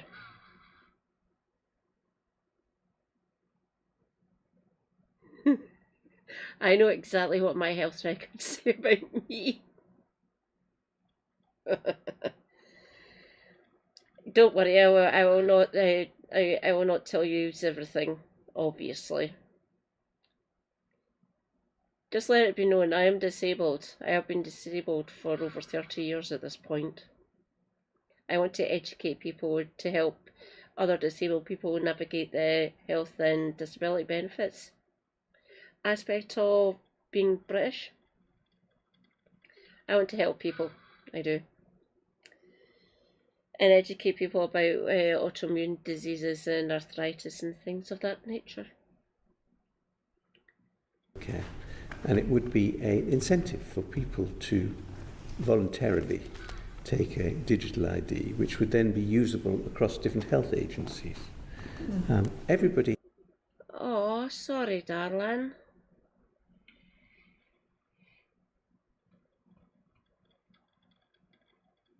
Well, my mum's still alive.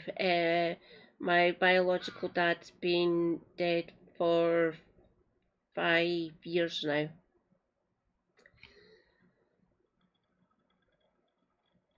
He has an NHS number, which is given to them when they're born. That might be a way into a system such as this. And it seems to me that encouraging people to engage in a digital ID system could be done by means of giving people agency over their own healthcare records, such that you were able to go between healthcare providers, hospitals and general practitioners. But for that to happen, the government would have access to that data as well. I don't want this government to have data to my private healthcare information. I don't want that. They asked for requests for my health data in relation to my benefits. I am mostly fine with it. Don't get me wrong, I still don't want them to have full access to my health records. They don't need full access to my actual sensitive health data. They don't need it. They can see, right, here's information you need to decide if I need these benefits, and it's mostly worked out like that, apart from the coalition government literally coming after people like me. That sucked. That was fun. Yeah. To a certain extent, they do need sensitive health information for me to receive my benefits. It's getting better handled by the Scottish Government with my adult disability payment. Alright, oh yes, this woman is actually quite disabled. Yeah, discover the full award. Yeah. So I'm on the full award now.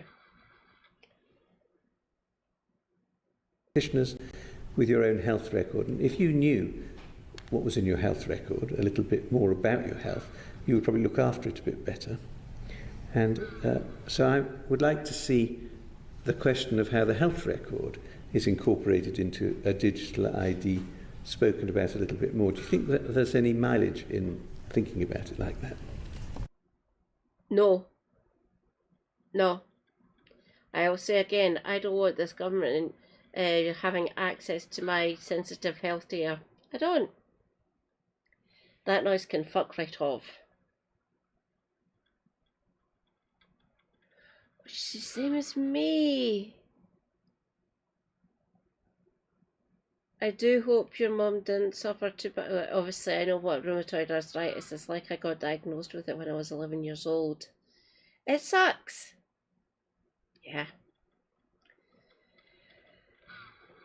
My auntie, well, not my auntie, my grand's older sister, she had rheumatoid arthritis for most of her life as well before she passed on. And yeah, rheumatoid arthritis fucking sucks.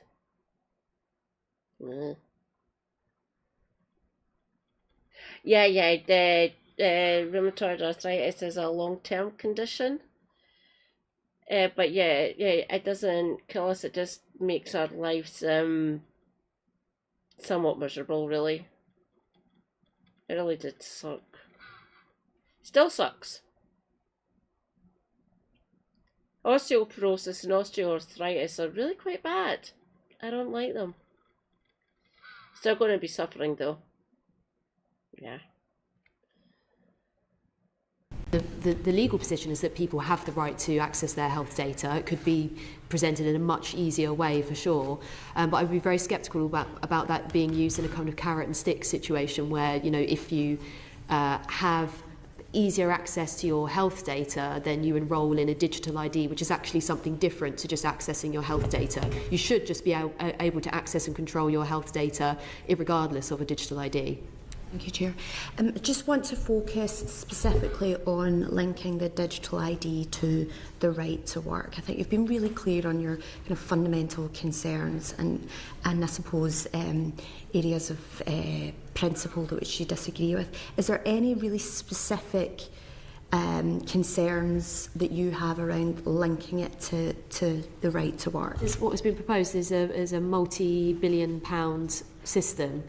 And I think it would be right to start with why rather than why not. And I don't think it washes that a British passport is not British enough or good enough documentation to have the right to work as people currently use, that instead you would need this new mandatory digital ID. We've seen with e-visas that has already locked people out of work because of the accessibility.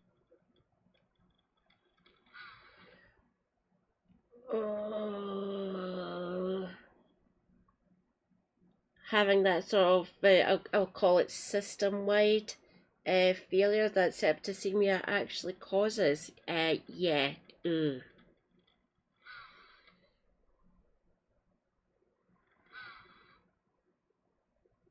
All my family members who have actually passed, it hasn't been from septicemia. Out of the 6 who've died since I've been born, it's been basically lung failure. Their breathing systems basically collapsed. And one in particular, my uncle, he died of pneumonia. And because of the laws surrounding this, my mum wanted to put her older brother out of his misery. But because of legal complications, she couldn't do that. She basically helped him. It's not dignified in any way, shape or form. My uncle literally suffered. Not good. But no one that I'm aware of.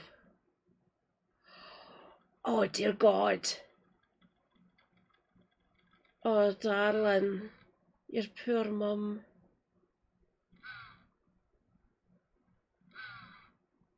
Ugh.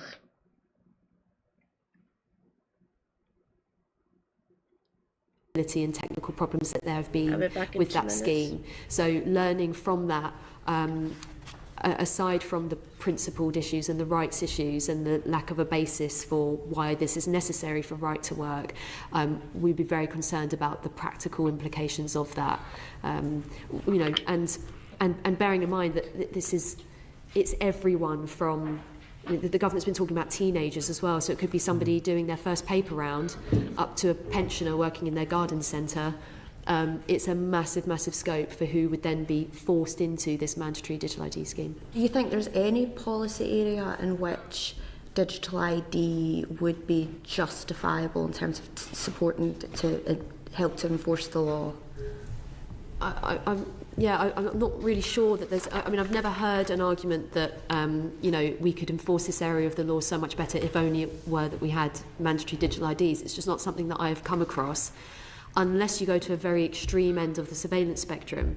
And that's one of the things that I'm really worried about here, in so much as what we do know about the digital ID system proposed is that it will be basically a massive facial recognition system, because it would be linked to facial biometrics. That's one of the only substantive things we've been told about this government proposal.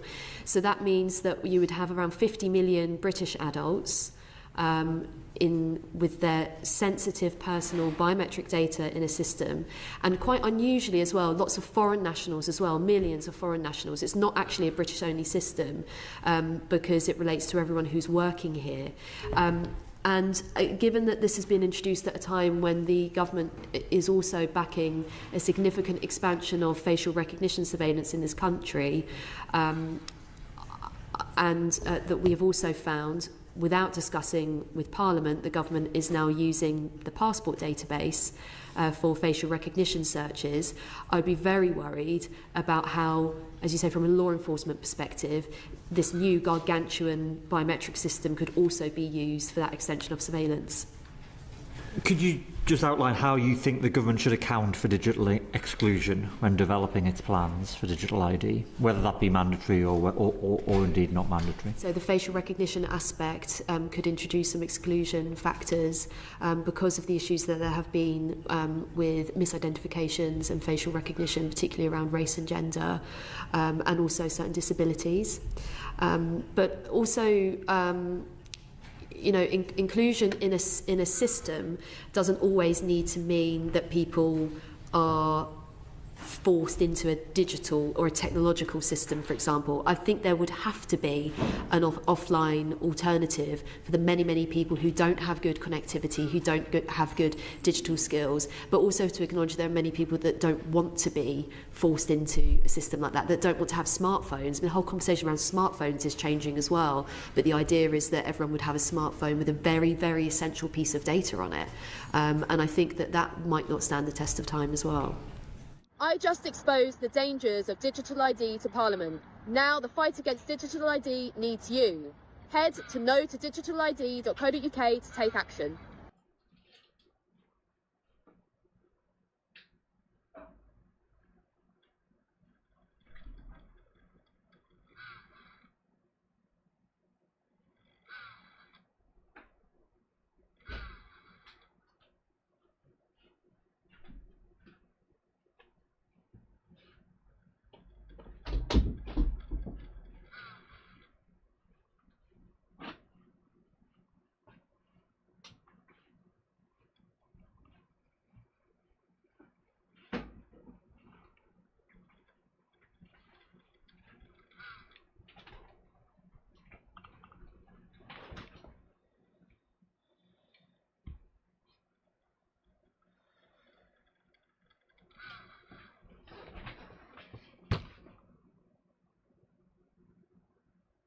Go check.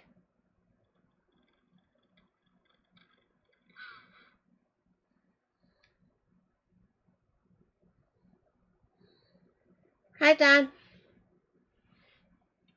Rejoice, comrades. Dan McLeith, based Scottish. How you doing, Dan? Welcome. Yeah, I'm fine. I just needed to go and relieve myself. Yeah, I'm good. Right shoulder's still giving me issues. But other than that, I'm fine.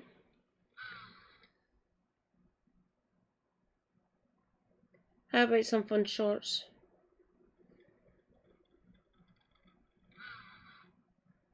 What the bloody hell?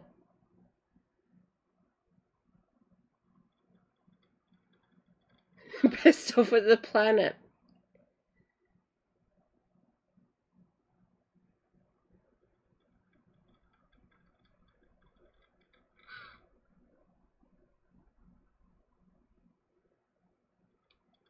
God rest ye merry gentlemen is a fun Christmas song, but singing it makes us wonder where the commas belong. We need to understand their placement or we'll sing it wrong. So let's find where the punctuation goes. Nobody knows, we'll discover how the commas shape the prose. Exactly, darling.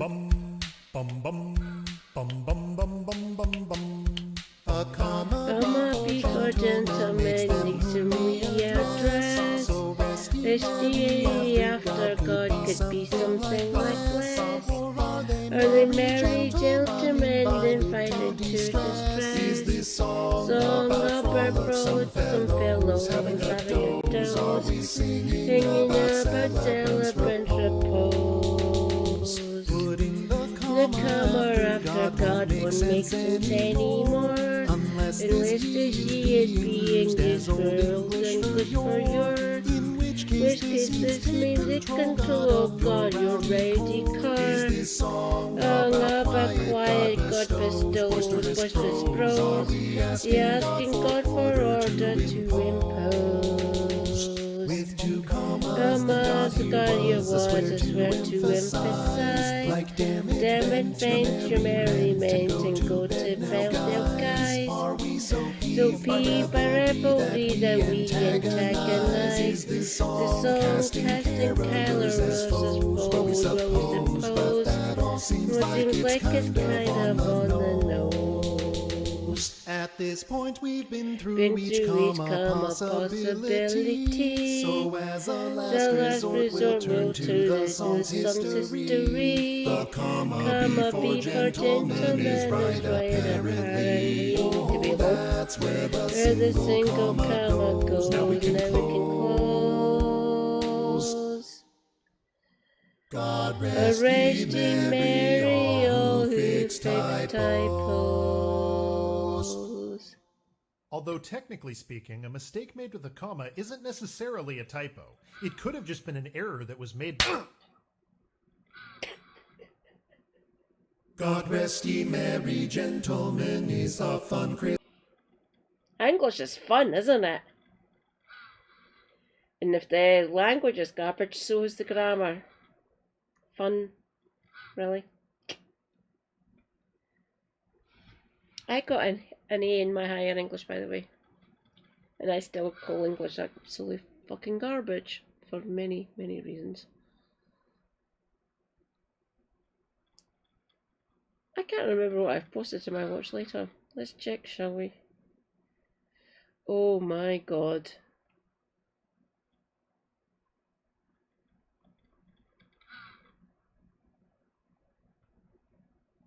Bloody hell, I've been going for 3.5 fucking hours. Sorry you've just turned up, Dan. I think I will actually read out. Let's go and say hi to Shana, shall we?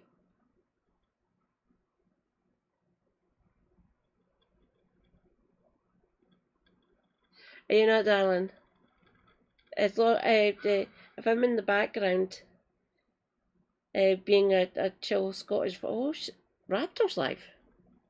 Ooh, Raptors live. How long's Raptor been going?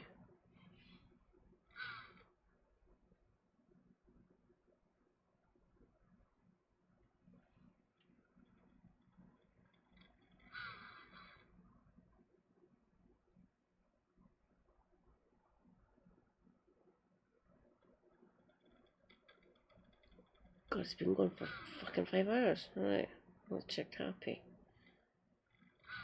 Oh, darling.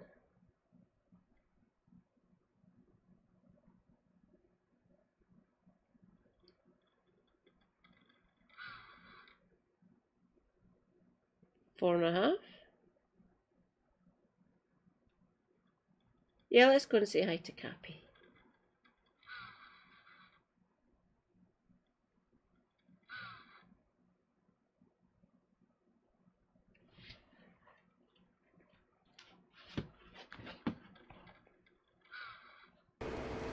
You know, baby stuff? No, I'm okay.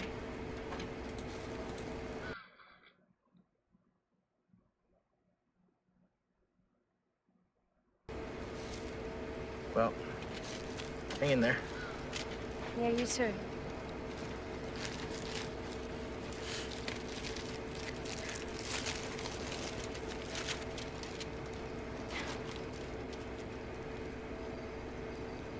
Sure you want me to?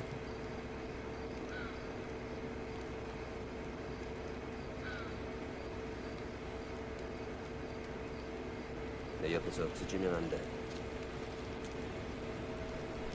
내가 어디로 가든지 꼭 따라와. Yeah. 알겠지? Oh, darling, 말고 우리 같이 있어. hang on, I'll mute.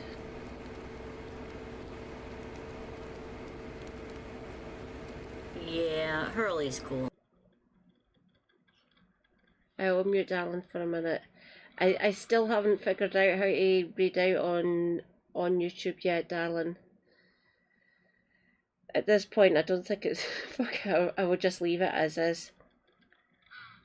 We'll be going over to Capricorn if you want to come over to Twitch, my dear.